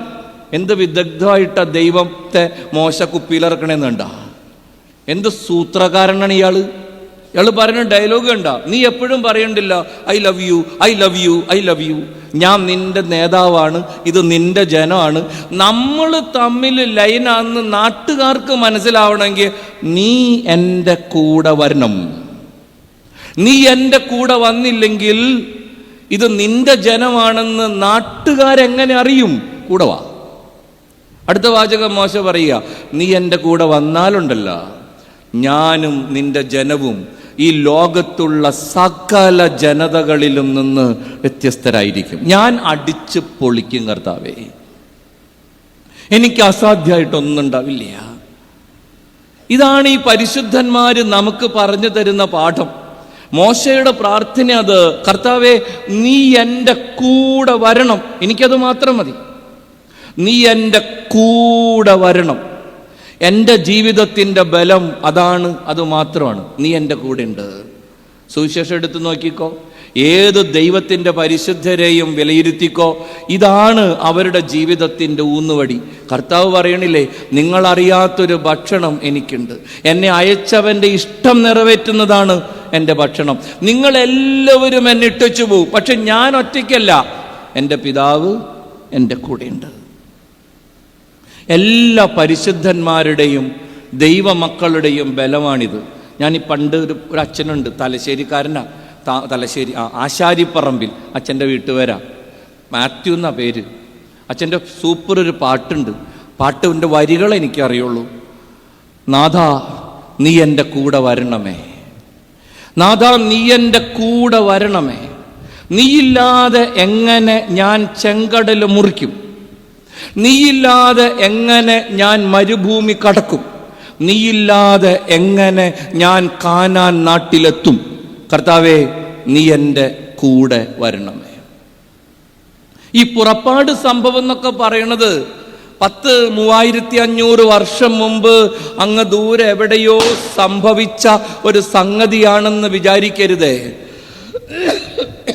ദൂരെ എവിടെയോ സംഭവിച്ച ഒരു കഥയല്ല പുറപ്പാട് സംഭവം. നമ്മുടെ ഓരോരുത്തരുടെയും ജീവിതത്തിൽ ഇന്നും സംഭവിക്കുന്ന ദൈവാനുഭവത്തിൻ്റെ കഥയാണത്. ഇന്നും കർത്താവ് ചെങ്കടൽ മുറിക്കുന്നുണ്ട്, ഇന്നും കർത്താവ് മരുഭൂമി കടക്കാൻ സഹായിക്കുന്നുണ്ട്, ഇന്നും ദൈവം നമ്മളെ വഴി നടത്തുന്നത് തേനും പാലും ഒഴുകുന്ന സന്തോഷത്തിൻ്റെ, സമാധാനത്തിൻ്റെ, കർത്താവിൻ്റെ വാഗ്ദാനമായ നാട്ടിലേക്കാണ്. നമ്മളെയും നമ്മുടെ മക്കളെയും കർത്താവ് ഇങ്ങനെ കൊണ്ടുപോവുക. ഈ വഴിയിൽ നമ്മുടെ ബലം, നമ്മുടെ ഊന്നുവടി, നമ്മുടെ ഉറച്ച അനുഭവം കർത്താവ് കൂടെ ഉണ്ട് എന്നുള്ളതാണ്. ഇതിനു വേണ്ടിയിട്ടാണ് നമ്മൾ പ്രാർത്ഥിക്കേണ്ടത്. ഇതിനു വേണ്ടിയിട്ടാണ് നമ്മൾ പ്രാർത്ഥിക്കേണ്ടത്. ഒത്തിരി മക്കള് ജീവിതത്തിൽ വല്ലാണ്ട് ഒറ്റപ്പെട്ടു എന്ന് കരുതി ജീവിക്കുന്നവരുണ്ട്. ഈ കഴിഞ്ഞ ദിവസങ്ങളിലൊക്കെ എനിക്ക് വല്ലാണ്ട് വേദനിക്കുന്ന അനുഭവങ്ങളുണ്ടായി. എൻ്റെ ഇടവകയിൽ തന്നെ 1-2 പേരൊക്കെ അരുതാത്ത രീതിയിൽ മരിച്ച് വല്ലാണ്ട് സങ്കടം വന്നുപോയി. കർത്താവിനോട് എന്നും പ്രാർത്ഥിക്കുന്നവരാണ്, ഒത്തിരി നന്മ നിറഞ്ഞ മനുഷ്യരാണ്. പക്ഷെ ജീവിതത്തിൻ്റെ ഒരു ഇടർച്ചയുടെ നിമിഷത്തിൽ നമ്മളൊക്കെ പലപ്പോഴും ചിന്തിക്കുന്നത് അതാണ്, ദൈവം പോലും എന്നെ കൈവിട്ടു, കർത്താവ് എൻ്റെ കൂടെയില്ല. എൻ്റെ പ്രിയപ്പെട്ടവരെ, നമ്മൾ ഈ പത്രമൊക്കെ എടുത്ത് വായിക്കുമ്പോൾ മീഡിയയിലൊക്കെ കാണുമല്ലോ, ചില മനുഷ്യരൊക്കെ ആത്മഹത്യ ചെയ്ത്, ചില മനുഷ്യരൊക്കെ ജീവിതം അവസാനിപ്പിച്ച്. നിങ്ങൾക്ക് എന്തെങ്കിലും കഴിവും പ്രാപ്തി ഉണ്ടെങ്കിൽ ഈ പരിസരത്ത് എവിടെയെങ്കിലും അങ്ങനെ ഒരു സംഭവം ഉണ്ടായാൽ ചില കുടുംബങ്ങൾ അങ്ങനെ തന്നെ മരിച്ചു പോകും. ആത്മഹത്യയാണ്. നിങ്ങൾ ആ വീട് വരെ ഒന്ന് പോകണം, എന്നിട്ട് അന്വേഷിക്കണം ഇവരെന്താ മരിച്ചതെന്ന്. അന്വേഷിക്കുമ്പോൾ നമുക്ക് മനസ്സിലാവുന്ന ഒരു കാര്യമുണ്ട്. എന്താണെന്നറിയാ, ഇത്ര നിസാര കാര്യത്തിന് യവനൊക്കെ മരിച്ചെങ്കിൽ നമ്മളൊക്കെ എത്ര പ്രാവശ്യം ചാവേണ്ട സമയം കഴിഞ്ഞു. നമ്മളൊക്കെ എന്തോരം പ്രശ്നപ്രയാസങ്ങളെ അതിജീവിച്ച് എത്രമാത്രം കർത്താവ് നമ്മളെ ബലപ്പെടുത്തി. ഇതാണ് ദൈവത്തിൻ്റെ സാന്നിധ്യം നമുക്ക് തരുന്ന ഏറ്റവും വലിയ ബലം. മോശ നമ്മളോട് പറയും, അന്ത്രയോസ് പിതാവ് നമ്മളോട് പറയും, ദൈവത്തിൽ ആശ്രയിക്കുക, ദൈവത്തിൽ ശരണപ്പെടുക, കർത്താവിനെ മഹത്വപ്പെടുത്തുക, കർത്താവ് കൂടെയുണ്ടെന്നുള്ള തിരിച്ചറിവിൽ ജീവിക്കുക. അതാണ് ജീവിതത്തിൽ ഏറ്റവും കരണീയമായിട്ടുള്ളതും ആശ്വാസം പ്രാപിക്കാൻ ഏറ്റവും നല്ല മാർഗവും. അത് നമ്മൾ തിരിച്ചറിയും. ദൈവം കൂടെ ഉണ്ടെന്നുള്ളതാണ്. എത്ര വലിയ വീടുണ്ടെന്നുള്ളതല്ല പ്രശ്നം. വീടൊന്നും ഇപ്പോഴും ആരുടെയും ചെറുതല്ല. എല്ലാവർക്കും നല്ല നല്ല വീടുകളുണ്ട്. മക്കൾ പലരും വിദേശങ്ങളിലൊക്കെയായി. അവിടെ നയിക്കുന്ന ഫോട്ടോ ഒക്കെ കണ്ടുമ്പോൾ കുളിരുകൂരാണ്. വലിയ വലിയ പ്രശ്നങ്ങളും പ്രയാസങ്ങളും ഇല്ലെന്നാണ് പൊതുവെ ഒരു ധാരണ. പക്ഷെ സമാധാനമില്ല എന്നുള്ളതാണ് സത്യം.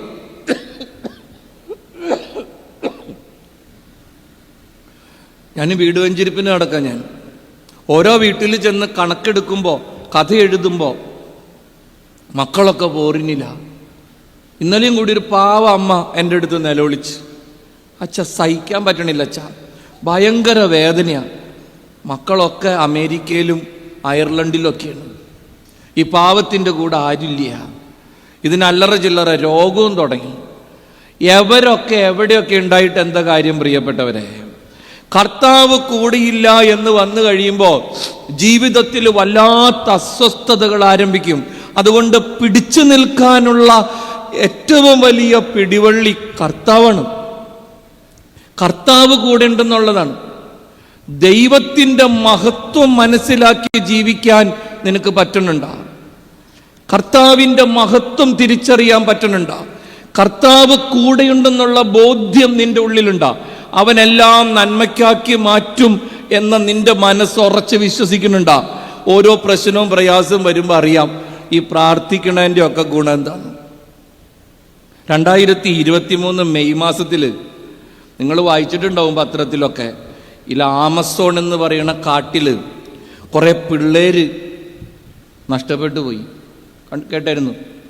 13, 9, 4, 11 മാസമുള്ള കൊച്ച്, 4 വയസ്സ്, 9 വയസ്സ്, 13 വയസ്സുള്ളതായിരുന്നു മൂത്തത്, ഒരു പെങ്കൊച്ച. ഈ കൊച്ചങ്ങൾ ആമസോൺ കാട്ടിൽ പോയി. അപ്പനും അമ്മയും ഒക്കെ മരിച്ചുപോയി. വിമാനം തകർന്നു പോയതാണ്.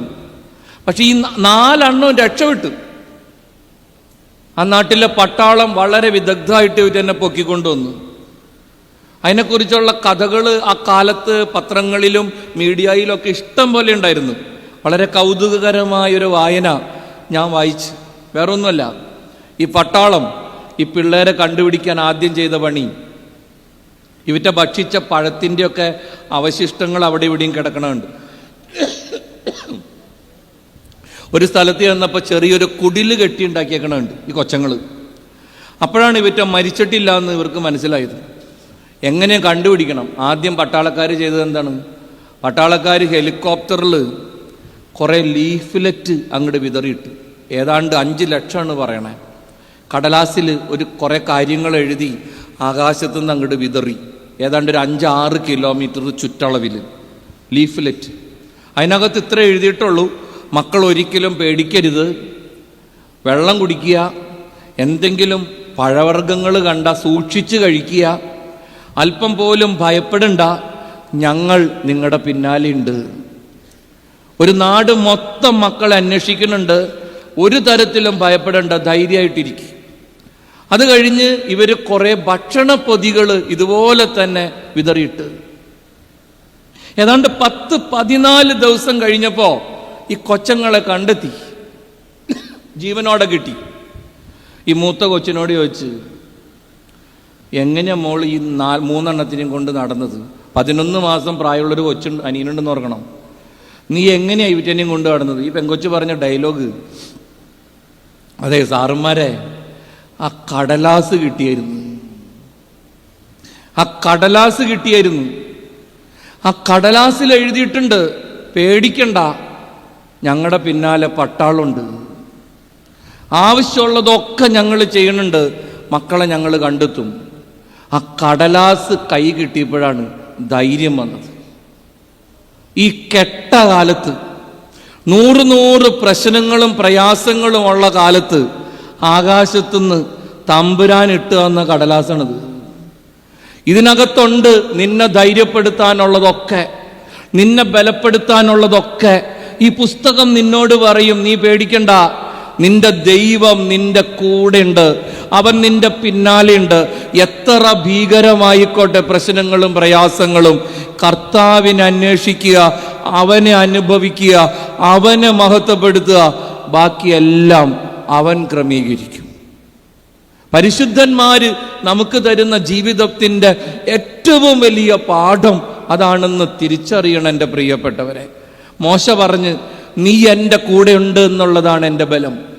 നമ്മുടെ കുടുംബത്തിൻ്റെ വീടിൻ്റെ വലിപ്പമല്ല, നമ്മുടെ വീടിൻ്റെ ഉമറത്ത് കിടക്കണ കാറിൻ്റെ ബ്രാൻഡല്ല, നമ്മുടെ കൂട്ടുകാരുടെ സമൃദ്ധിയല്ല, നമുക്കുള്ള സൗന്ദര്യത്തിൻ്റെ ഭംഗിയല്ല, നമ്മുടെ വിദ്യാഭ്യാസമോ നമ്മുടെ മക്കളുടെ പണമോ അവരവിടെയാണ് ഇവിടെയാണ് എന്നുള്ളതൊന്നുമല്ല, നമുക്ക് സമൂഹത്തിൽ എന്ത് വിലയുണ്ട് നിലയുണ്ടെന്നുള്ളതല്ല. നിന്റെ കൂടെ നിന്റെ കർത്താവുണ്ടോ ഇല്ലയോ എന്നുള്ളതാണ് ഏറ്റവും പ്രധാനപ്പെട്ട ചോദ്യം. എന്തുമാത്രം കൂടെയുള്ള കർത്താവിനെ നീ തിരിച്ചറിയുന്നുണ്ട്, അവൻ്റെ മഹത്വത്തെ നീ അനുഭവിക്കുന്നുണ്ട്. ഇത് നമ്മൾ ഓരോരുത്തരും ധ്യാനിക്കണം. നമ്മുടെ മക്കൾക്ക് ഇപ്പോൾ കൈമോശം വരുന്നത് അതാണ്. പിള്ളേർ മുഴുവൻ ഇടറിപ്പോവാ, ഒരു പിടിയും കിട്ടണില്ല, ഏത് വഴിക്കിട്ട് പിടിക്കണം. ഇന്നലെ എൻ്റെ അമ്മ എന്നെ വിളിച്ച്, എൻ്റെ മോനെ കോളിമ്പല്ലടിക്കുമ്പോൾ നെഞ്ചിടിക്കുകയാണ്, കയ്യിൽ ചുറ്റിയുണ്ടോയെന്ന് നോക്കണേ, പേടിയായിട്ട് പാടില്ല, ഏത് വഴിക്ക് ആരൊക്കെ വരുമെന്നൊരു പിടിയില്ല, എങ്ങനെയാ ജീവിക്കണേ, എങ്ങനെയെങ്കിലും മരിച്ച് സ്വർഗത്തിൽ പോയാൽ മതി, ഇവിടം കൊണ്ട് കാണാനുള്ളതൊക്കെ കണ്ടു കഴിഞ്ഞു. ഇന്നലെ ഉച്ചയ്ക്ക് എൻ്റെ അമ്മ വിളിച്ച് എന്നോട് പറഞ്ഞു, വല്ലാത്തൊരു കാല പ്രിയപ്പെട്ടവരെ, നമ്മുടെ കുഞ്ഞുങ്ങളാരും നമ്മുടെ വീട്ടിലുള്ള കർത്താവിനെ കാണണില്ല, നമ്മുടെ കൂടെയുള്ള ദൈവത്തെ അറിയണില്ല, അനുഭവിക്കണില്ല. അത് മക്കൾക്ക് പറഞ്ഞു കൊടുക്കണ കാര്യത്തിൽ, പകർന്നു കൊടുക്കണ കാര്യത്തിൽ നമ്മളൊക്കെ പരാജയപ്പെടും ചെയ്തത്. പള്ളി പോണുണ്ട്, പ്രാർത്ഥിക്കുന്നുണ്ട്, പക്ഷെ ഒരു നിസാര വേദന വരുമ്പോഴേക്കും അമ്മ വാവിട്ട് നിലവിളിക്കുകയാണ്. ഒരു ചെറിയ കടബാധ്യത വരുമ്പോഴേക്കും അപ്പൻ്റെ മുഖഭാവം മാറുകയാണ്. ഒരു ചെറിയ അസ്വസ്ഥത ഉണ്ടാകുമ്പോഴേക്കും കുടുംബത്തിന് വല്ലാണ്ട് വിറയലാണ്. അപ്പം കൊച്ചങ്ങൾ ചോദിക്കും, ഇമ്മാതിരി പ്രാർത്ഥിച്ചിട്ട് എന്താ കാര്യം വെച്ചാ, ഇത്രയും പള്ളി പോയിട്ട് എന്താ കാര്യം വെച്ചാ, നിന്റെ ജീവിതത്തിൻ്റെ നിസ്സഹായതകളിലാണ് നിന്നിൽ എന്തുമാത്രം ദൈവം ഉണ്ടെന്ന് നിനക്കും മറ്റുള്ളവർക്കും മനസ്സിലാവണത്. നിന്റെ ഉള്ളിൽ എന്തോരം ദൈവം ഉണ്ടെന്ന് നിനക്കും മറ്റുള്ളവർക്കും മനസ്സിലാവണമെങ്കിൽ നിന്റെ ജീവിതത്തിൻ്റെ പ്രശ്നങ്ങളും പ്രയാസങ്ങളും ഉണ്ടാകേണ്ടത് വളരെ ആവശ്യമാണ്. കൂടെയുള്ള ദൈവത്തെ അറിയാം. കർത്താവിനെ മഹത്വപ്പെടുത്തുന്നവരെ കർത്താവ് മഹത്വപ്പെടുത്തും. കർത്താവിനെ മഹത്വപ്പെടുത്തുന്നവരെ കർത്താവ് മഹത്വപ്പെടുത്തും. ഞാൻ വീട് വെഞ്ചരിച്ചു പോവാന്ന് പറഞ്ഞില്ല, വെഞ്ചരിക്കാന്ന് പറഞ്ഞ് പ്രാർത്ഥിക്കാൻ പോണതാ. ചില വീടുകൾ ചെല്ലുമ്പോൾ എനിക്കറിയാം എന്തോരം പണം ഉണ്ടെന്നറിയൂ. പക്ഷെ വീടും പരിസരവും ഒക്കെ കിടക്കണ കണ്ട് നമുക്ക് സങ്കടം വരും. പണത്തിൻ്റെ കുറവല്ല, വിവരമോ വിദ്യാഭ്യാസമോ ഇല്ലാഞ്ഞിട്ടല്ല. വീടിൻ്റെ അകത്തേക്ക് കാലെടുത്ത് വയ്ക്കുമ്പോൾ വല്ലാത്തൊരു അസ്വസ്ഥതയാ പ്രിയപ്പെട്ടവരെ, വല്ലാത്തൊരു വേദനയാ. ഞാൻ പലപ്പോഴും ചിന്തിക്കാറുണ്ട്, ദൈവത്തിൻ്റെ മഹാകൃപ കൊണ്ട് എനിക്കൊരു തങ്കപ്പെട്ട വീടുണ്ട്.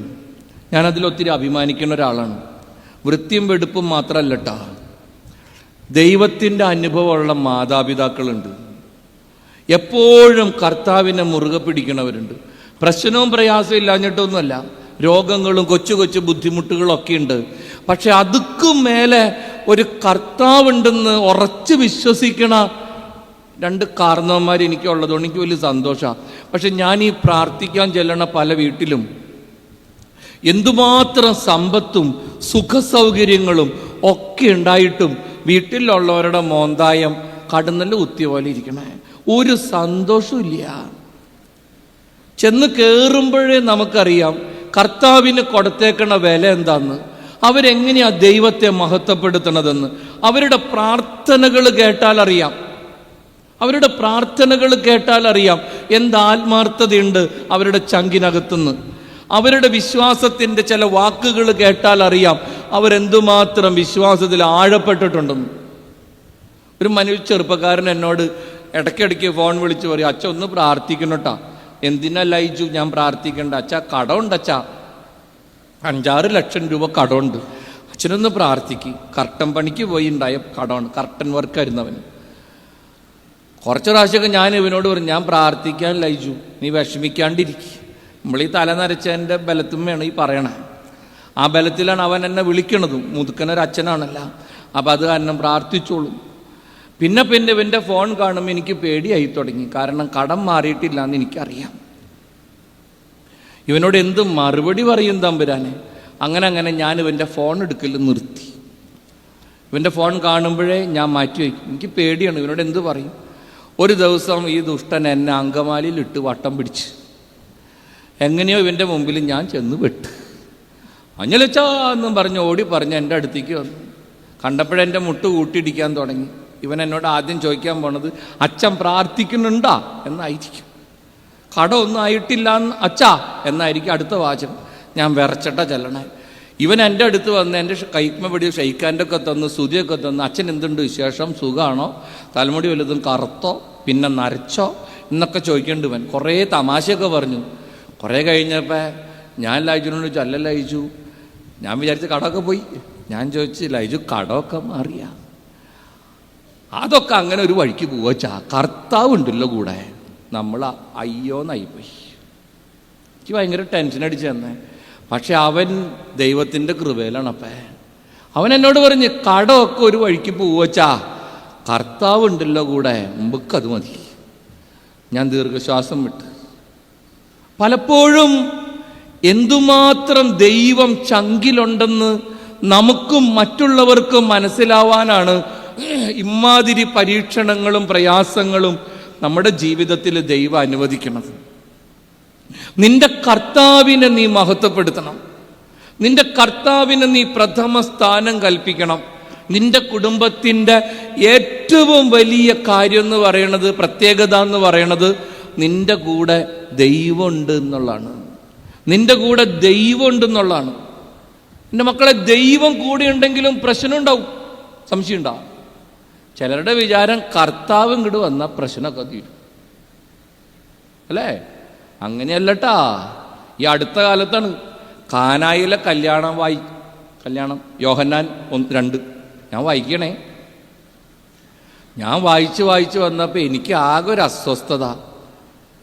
ഞാൻ കർത്താവിനോട് ചോദിച്ചേ, കർത്താവേ, ഞാൻ എല്ലായിടത്തും പ്രസംഗം പറഞ്ഞുകൊണ്ടിരുന്നത് കല്യാണത്തിന് നിന്നെ വിളിക്കണം, നീ വന്ന പ്രശ്നമൊക്കെ തീരുന്നാണ്. ഇതിപ്പം നീ വന്നപ്പോഴാണല്ലോ തമ്പുരാനെ വീഞ്ഞു തീർന്നു പോയത്. അത് ശരിയായില്ലട്ടാ. അപ്പൊ കർത്താവ് എന്നോട് പറഞ്ഞു, എടാ, ഞാൻ വന്നാലും വീഞ്ഞു തീർന്നു പോവും. ഞാൻ കല്യാണത്തിന് വന്നാലും വീഞ്ഞു തീർന്നു പോവും. നീ വായിച്ചിട്ടില്ലേ, ഞാൻ കയറിയ വഞ്ചിയിലാണ് വെള്ളം കയറിയത്. അതപ്പോഴാണ് ഞാൻ ഓർത്തേ, ഞാൻ കയറിയ വഞ്ചിയിലാണ് ആ പൊട്ട വെള്ളം കയറിയത്. ചില്ലറ കയറലും ആയിരുന്നില്ല, മുങ്ങാറാകോളം കയറ്റി. പിള്ളേര് വല്ലാണ്ട് പേടിച്ച്, ഞാൻ കൂളായിട്ടുറങ്ങി. ഞാൻ സ്ഥിരം പോയിക്കൊണ്ടിരുന്ന വീടാണ് ലാസറിന്റെ വീട്. ചെക്കൻ ചത്ത് ചീഞ്ഞ് എനിക്ക് തലയ്ക്ക് കൊട്ട് കിട്ടുപോലെയായി. കർത്താവ് പറഞ്ഞ്, കർത്താവുണ്ടെന്നും പറഞ്ഞ് കഷ്ടപ്പാട് ഒഴിവാവില്ലട്ടാ.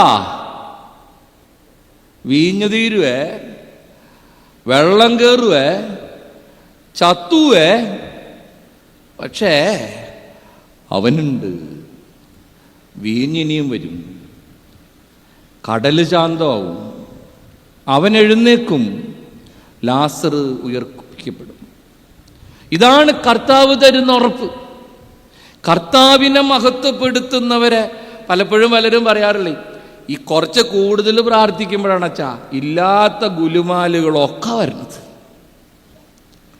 മര്യാദയ്ക്ക് നൊയമ്പെടുക്കാൻ തീരുമാനിക്കുമ്പോഴാണ് കൂട്ടുകാർ സ്മോൾ വേണോ, ഫ്രീ ആണ്, അതുവരെ കാല് പിടിച്ച് ചോദിച്ചാലും തരാത്ത ദുഷ്ടന്മാരൊക്കെ നൊയമ്പെടുത്തെന്ന് അറിയുമ്പോൾ ഫ്രീ ആയിട്ട് ഷെയർ ഇടാമെന്നും പറഞ്ഞു വരും.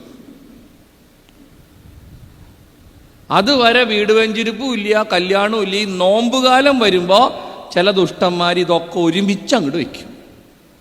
നമ്മളൊരു ഉറച്ച തീരുമാനം എടുത്ത് ഡീസൻ്റ് ആവാൻ ശ്രമിക്കുമ്പോഴാണ് ഇല്ലാത്ത പ്രശ്നങ്ങളൊക്കെ വരണത്. ഇനി മേലിലും മക്കളെ വഴക്ക് പറയില്ല, കെട്ടിയോനെ ചേട്ടാ എന്നല്ലാണ്ട് വിളിക്കില്ല, കെട്ടിയോളെ മോളെ എന്നല്ലാണ്ട് സംബോധന ചെയ്യില്ല. തീരുമാനിച്ചുറച്ച് വീട്ടിൽ ചെല്ലുമ്പോഴാണ് വീട്ടിലുള്ളവർ ഈ കൊമ്പും വാലും ഒക്കെ വെച്ച് നിൽക്കണേ അച്ഛാ, ആവശ്യമില്ലാണ്ട് നമ്മളെ പ്രാന്താക്കും. സത്യമാണ്. എപ്പോഴെല്ലാം ദൈവത്തോട് ചേർന്നിരിക്കുന്നോ, എപ്പോഴെല്ലാം കർത്താവിനോട് അടുത്ത് വരുന്നോ, അപ്പോഴൊക്കെ പ്രശ്നവും പ്രയാസവും ഉണ്ടാവും. കാനാവിലെ കല്യാണ വീട്ടിലത് നടന്ന്, ലാസറിന്റെ വീട്ടിലത് നടന്ന്, അവൻ കയറിയ വഞ്ചിക്കത് സംഭവിച്ച്. പക്ഷെ കർത്താവ് കൂടെ ഉണ്ടായിരുന്നതിനാൽ എല്ലാം ശുഭമായി പര്യവസാനിച്ചു. ജീവിതത്തിൽ കർത്താവിനെ മഹത്വപ്പെടുത്തുന്നവരെ കർത്താവ് മഹത്വപ്പെടുത്തും. നിന്റെ ഭവനത്തിലുള്ള കർത്താവിനെ നീ മഹത്വപ്പെടുത്തിയാൽ നിന്റെ കുടുംബത്തെ, നിന്റെ ജീവിതത്തെ കർത്താവ് മഹത്വപ്പെടുത്തും. അടുത്ത വാചകം പറയാൻ അച്ഛന് മടിയുണ്ട്, നിവൃത്തിയേടുകൊണ്ട് പറയണാണ്. കർത്താവിനെ മഹത്വപ്പെടുത്താത്ത ഇടത്തു നിന്ന് കർത്താവിൻ്റെ മഹത്വം പടിയിറങ്ങിപ്പോവും. അതുണ്ട്. കർത്താവിനെ മഹത്വപ്പെടുത്താത്തിടത്ത് കർത്താവിനെ പ്രതീക്ഷിക്കരുത് ഒരിക്കലും. നമ്മളാരെങ്കിലും ഒരു കല്യാണം, നമ്മുടെ ഭവനത്തിൽ ഒരു കല്യാണം വന്നു, അല്ലെങ്കിൽ ഒരു വീട് വെഞ്ചിരിപ്പ് വന്നു, ആശീർവാദം വന്നു, എന്തെങ്കിലും ഒരു ആഘോഷം വന്നു, നമ്മുടെ കൂട്ടുകാരനെ നമ്മൾ 1 പ്രാവശ്യം 2 പ്രാവശ്യം 3 പ്രാവശ്യം പോയി വിളിച്ച് അവൻ വന്നില്ല. 4ാമത്തെ പ്രാവശ്യം അവൻ്റെ വീട്ടിലൊരു പരിപാടി വന്നു, അവൻ നമ്മളെ വന്ന് വിളിച്ച്. അഭിമാനമുള്ളവർ പോവില്ലട്ടാ. കൂട്ടായ്മ നടക്കുമ്പോൾ, വീട്ടിലേ കൂട്ടായ്മ നടക്കുമ്പോൾ ഒരിക്കലും വരാത്തവൻ്റെ വീട്ടിൽ കൂട്ടായ്മ വരുമ്പോൾ പോകാൻ നമുക്ക് ഇത്തിരി ബുദ്ധിമുട്ടാണ്. നമുക്കത്ര ഇഷ്ടമല്ല അങ്ങോട്ട് പോവാൻ, നമുക്ക് താല്പര്യമില്ല. കാരണം അഭിമാനം. നമ്മുടെ ദൈവം അത്ര ചീപ്പല്ലട്ടാ. അവനെ മഹത്വപ്പെടുത്താത്തിടത്ത് വരാൻ അവന് വലിയ താല്പര്യമൊന്നും കാണില്ല. അവൻ മഹത്വപ്പെടുത്തിയതൊക്കെ, അവൻ മഹത്വപ്പെടുത്തിയവരൊക്കെ അവനെ മഹത്വപ്പെടുത്തിയവരാണ്. അവൻ മഹത്വപ്പെടുത്തിയവരൊക്കെ അവനെ മഹത്വപ്പെടുത്തിയവരാണ്. കൊച്ചങ്ങളുടെ പരീക്ഷ അടക്കണം. കൊച്ചങ്ങളോട് പറഞ്ഞു കൊടുക്കേണ്ട കാര്യം ഇത്. പരീക്ഷാ സമയത്ത് മാത്രം വിളിക്കേണ്ടതല്ല ദൈവം. നിന്റെ കൂടെയുള്ള ദൈവം നിനക്ക് തന്നിട്ടുള്ള കഴിവ് ഉപയോഗിച്ച് ആവതുപോലെ നീ പഠിക്കണം. അങ്ങനെ നിന്റെ ദൈവത്തെ നീ മഹത്വപ്പെടുത്തണം. അങ്ങനെ നീ ദൈവത്തെ മഹത്വപ്പെടുത്തിയാൽ നിന്റെ പരീക്ഷാ പേപ്പറിനെ ദൈവം മഹത്വപ്പെടുത്തും. നിന്റെ പരീക്ഷാ പേപ്പറിനെ ദൈവം മഹത്വപ്പെടുത്തും. കർത്താവിനെ മഹത്വപ്പെടുത്തുന്നവരെ കർത്താവ് മഹത്വപ്പെടുത്തും. കർത്താവിനെ മഹത്വപ്പെടുത്താത്തിടത്തു നിന്ന് കർത്താവിൻ്റെ മഹത്വം പടിയിറങ്ങിപ്പോവും. കുടുംബ പ്രാർത്ഥന എങ്ങനെയുണ്ടെന്ന് ആലോചിക്കണം. കുടുംബത്തിലെ പ്രാർത്ഥനകൾ എങ്ങനെയുണ്ടെന്ന് ആലോചിക്കണം. എങ്ങനെയാണ് ദേവാലയത്തിൽ കർത്താവിൻ്റെ ബലിയർപ്പിക്കാൻ വരുന്നതെന്ന് ആലോചിക്കണം. എന്തോരം നേരം വൈകി വരുന്ന ആത്മാക്കളുണ്ടെന്നറിയോ? സിനിമയ്ക്കൊക്കെ പോകുമ്പോൾ സമയത്തിനും കാലത്തിനും പോവും. പള്ളിയിൽ വരുമ്പോൾ എന്തോരം, പണ്ടത്തെ പോലെയാണോ? പണ്ട് ചൂട്ടും കത്തിച്ച് വീശി വീശി നടന്നവർ ഇപ്പം കാറുണ്ട്, 2-3 ബൈക്കുണ്ട്. പക്ഷെ പള്ളിയിൽ വരുമ്പോൾ വൈകി വരളോ. വീട് ഓടായിരുന്നപ്പോൾ അരമണിക്കൂർ ഭംഗിയായിട്ട് പ്രാർത്ഥിച്ചുകൊണ്ടിരുന്നതാ. ഇപ്പോൾ വാർക്കയായി കഴിഞ്ഞപ്പോൾ സമയമില്ല എന്ന് പറയണേ. അങ്ങനെയുള്ളവരുണ്ട്. പരീക്ഷ സമയം വരുമ്പോൾ പിള്ളേർ വരും പ്രാർത്ഥിക്കാൻ.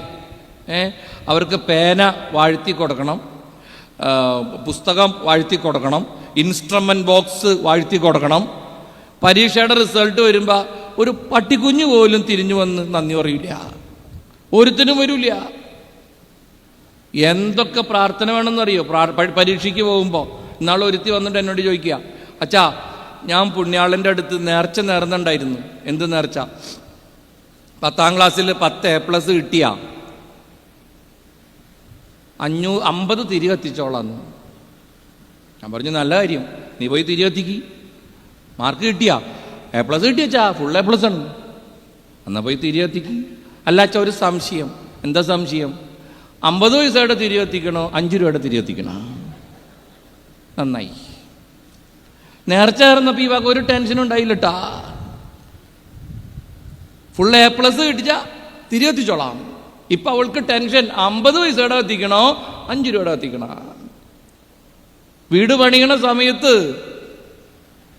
ഒരു കർത്താവിൻ്റെ ചിത്രം അല്ലെങ്കിൽ എന്തെങ്കിലും ഒരു ദൈവിക സാന്നിധ്യത്തിൻ്റെ ഓർമ്മ, പ്രതീകം എവിടെയെങ്കിലും ഒരു സ്ഥലത്ത് പ്രതിഷ്ഠിക്കണം, വെക്കണം. ഞങ്ങളുടെയൊക്കെ കുടുംബങ്ങളിൽ അങ്ങനെയുണ്ട്, നിങ്ങൾക്കറിയാലോ. വലിയ സെറ്റപ്പിലാണ് ഉണ്ടാക്കി വെക്കണേ. പള്ളിയിലെ ത്രോണോസിനേക്കാളും ഭയങ്കര സംഗതിയപ്പം ഒന്നും പറയണ്ട. ചില ആൾക്കാർ നേരത്തെ ചോദിക്കും എവിടെ വെക്കണം എന്നൊക്കെ നേരത്തെ തീരുമാനിക്കും.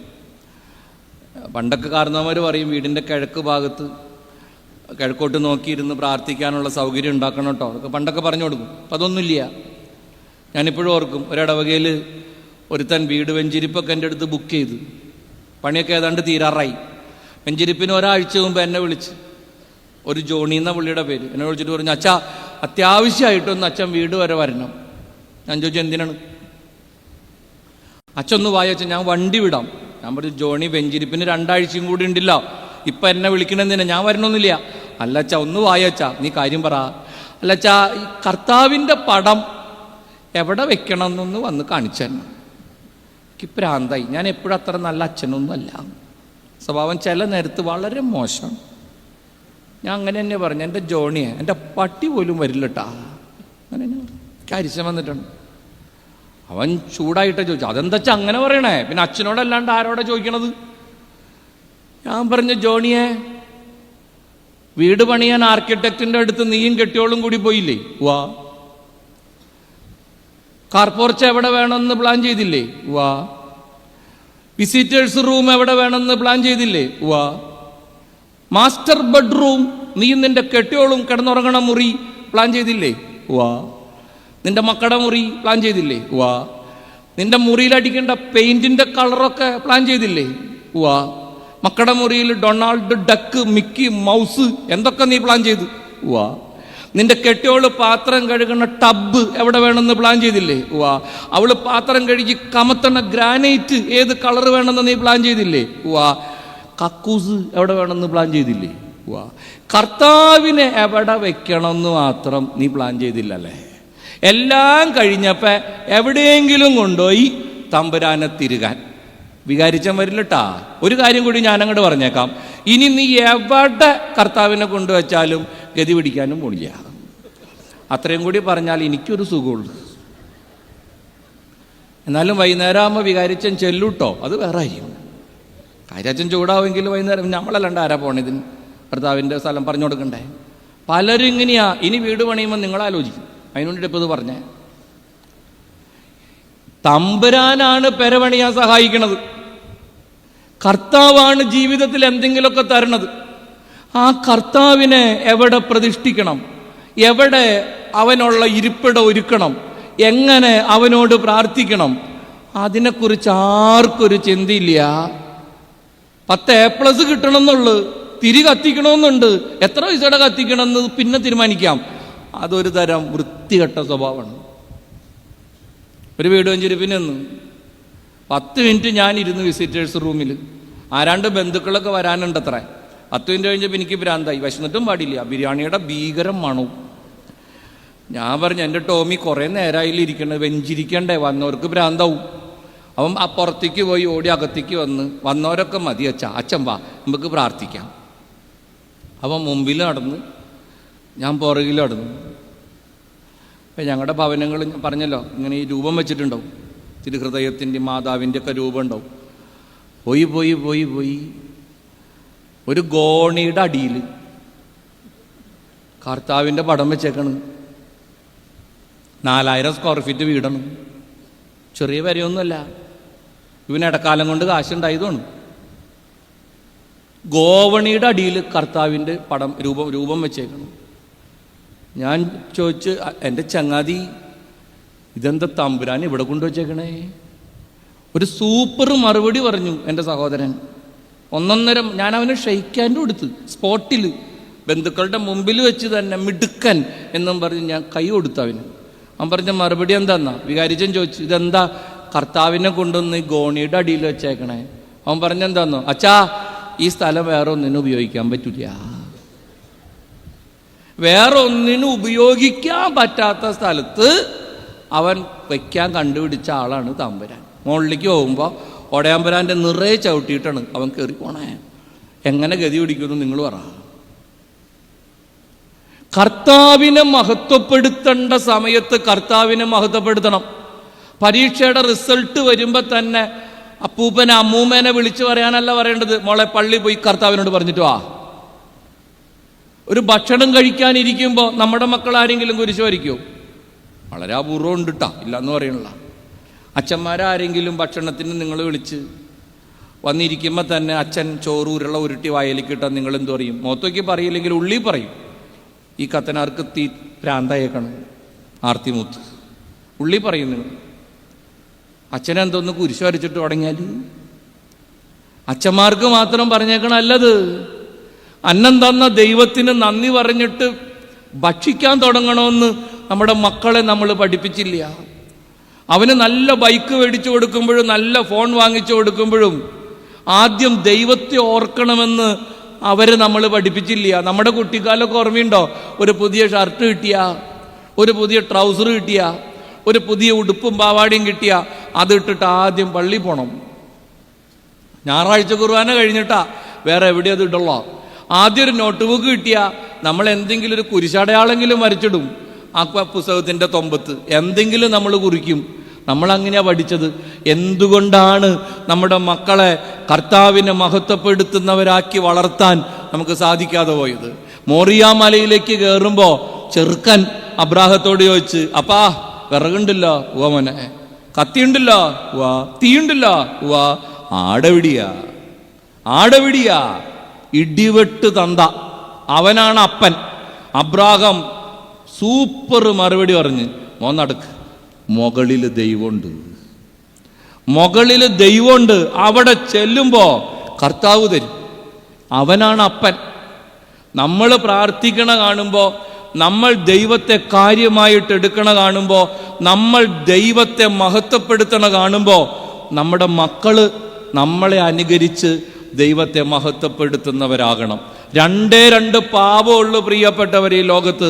ഈ പത്രം കാഴ്ചവെക്കുന്ന സകലമാന ക്രൂരതകൾക്കും അടിസ്ഥാനമായിട്ട് അച്ഛനെ പോലെയുള്ളവർ പറയും 2 പാപമുള്ളൂ. എന്താന്നാ?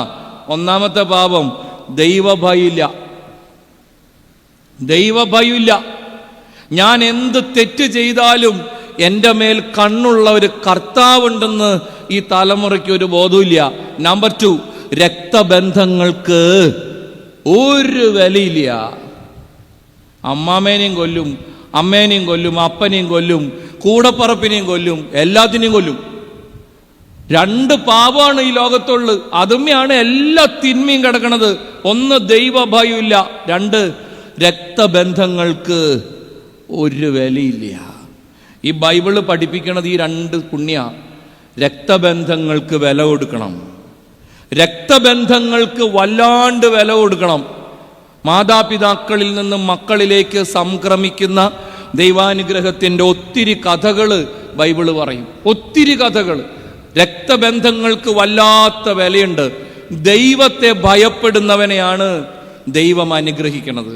ഇത് രണ്ടും ജീവിതത്തിൽ ഇല്ലാണ്ട് പോയാൽ നമ്മുടെ തലമുറ തകർന്ന് തരിപ്പണാവും. അച്ഛൻ അവസാനിപ്പിക്കുകയാണ്. വളരെ കൊച്ചു കാര്യങ്ങൾ അച്ഛൻ പറഞ്ഞുള്ളൂ. ഒന്ന്, ഈ ദേവാലയത്തിൻ്റെ പ്രതിഷ്ഠയുമായി ബന്ധപ്പെടുത്തി. അതെൻ്റെ ഒരു അപേക്ഷയാണ്, നിങ്ങളോടുള്ളൊരു അപേക്ഷ.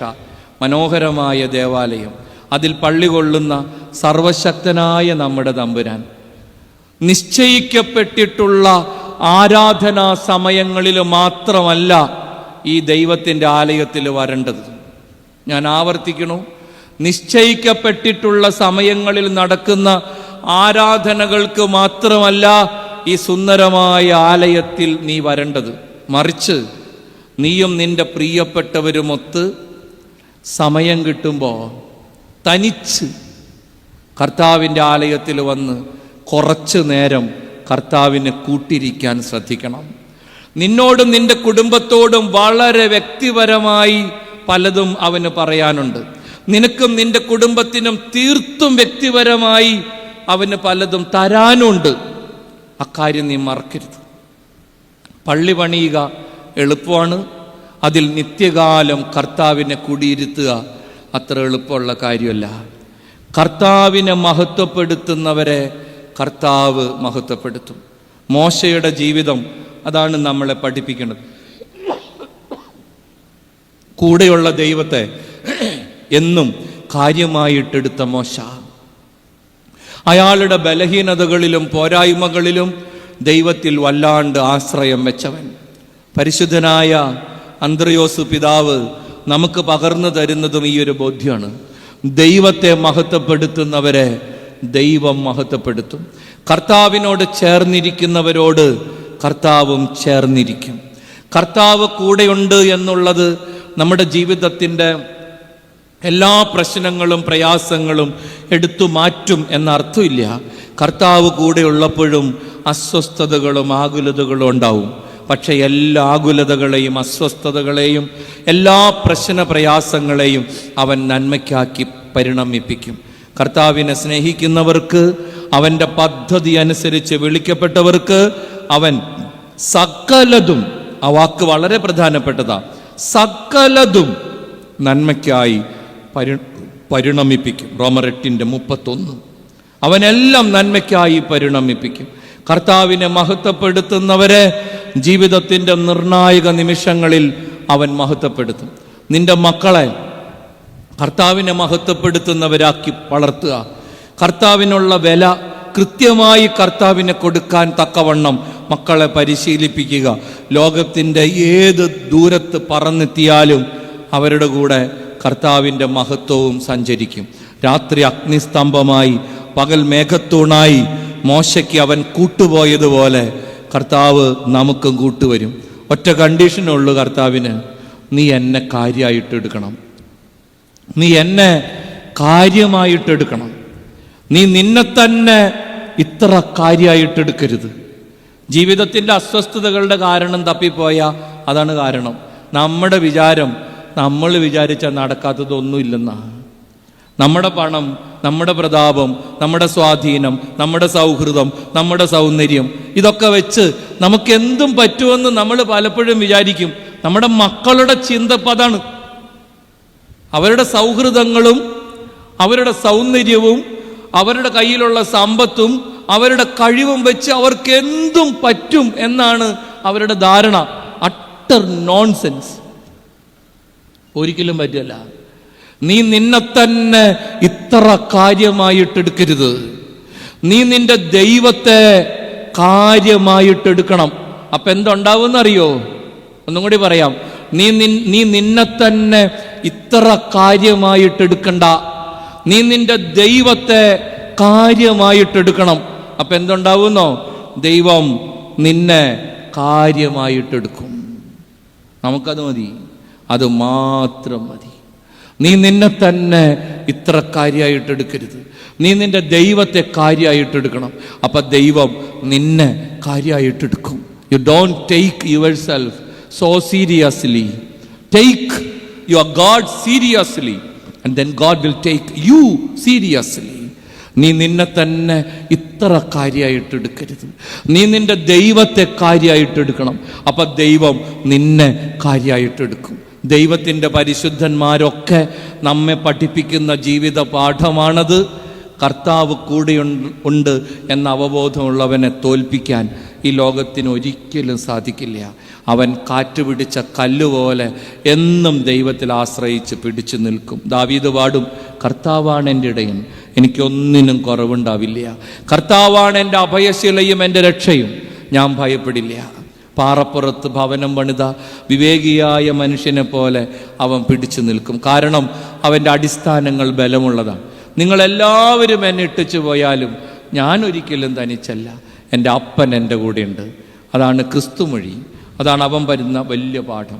കർത്താവിൽ ആശ്രയിച്ചും ശരണപ്പെട്ടും ജീവിതത്തെ മനോഹരമാക്കാൻ, മോശയുടെ ദൈവത്തെ കൂടുതൽ അറിഞ്ഞ് സ്നേഹിക്കാൻ, കർത്താവിൻ്റെ ആലയത്തിൽ വല്ലപ്പോഴും അവനെ കൂട്ടിരിക്കാനുള്ള വലിയ കൃപ എല്ലാവർക്കും കർത്താവ് തരട്ടെ എന്ന് അച്ഛൻ ആശംസിക്കുകയും പ്രാർത്ഥിക്കുകയും ചെയ്യണം. ദൈവം നിങ്ങളെ അനുഗ്രഹിക്കട്ടെ.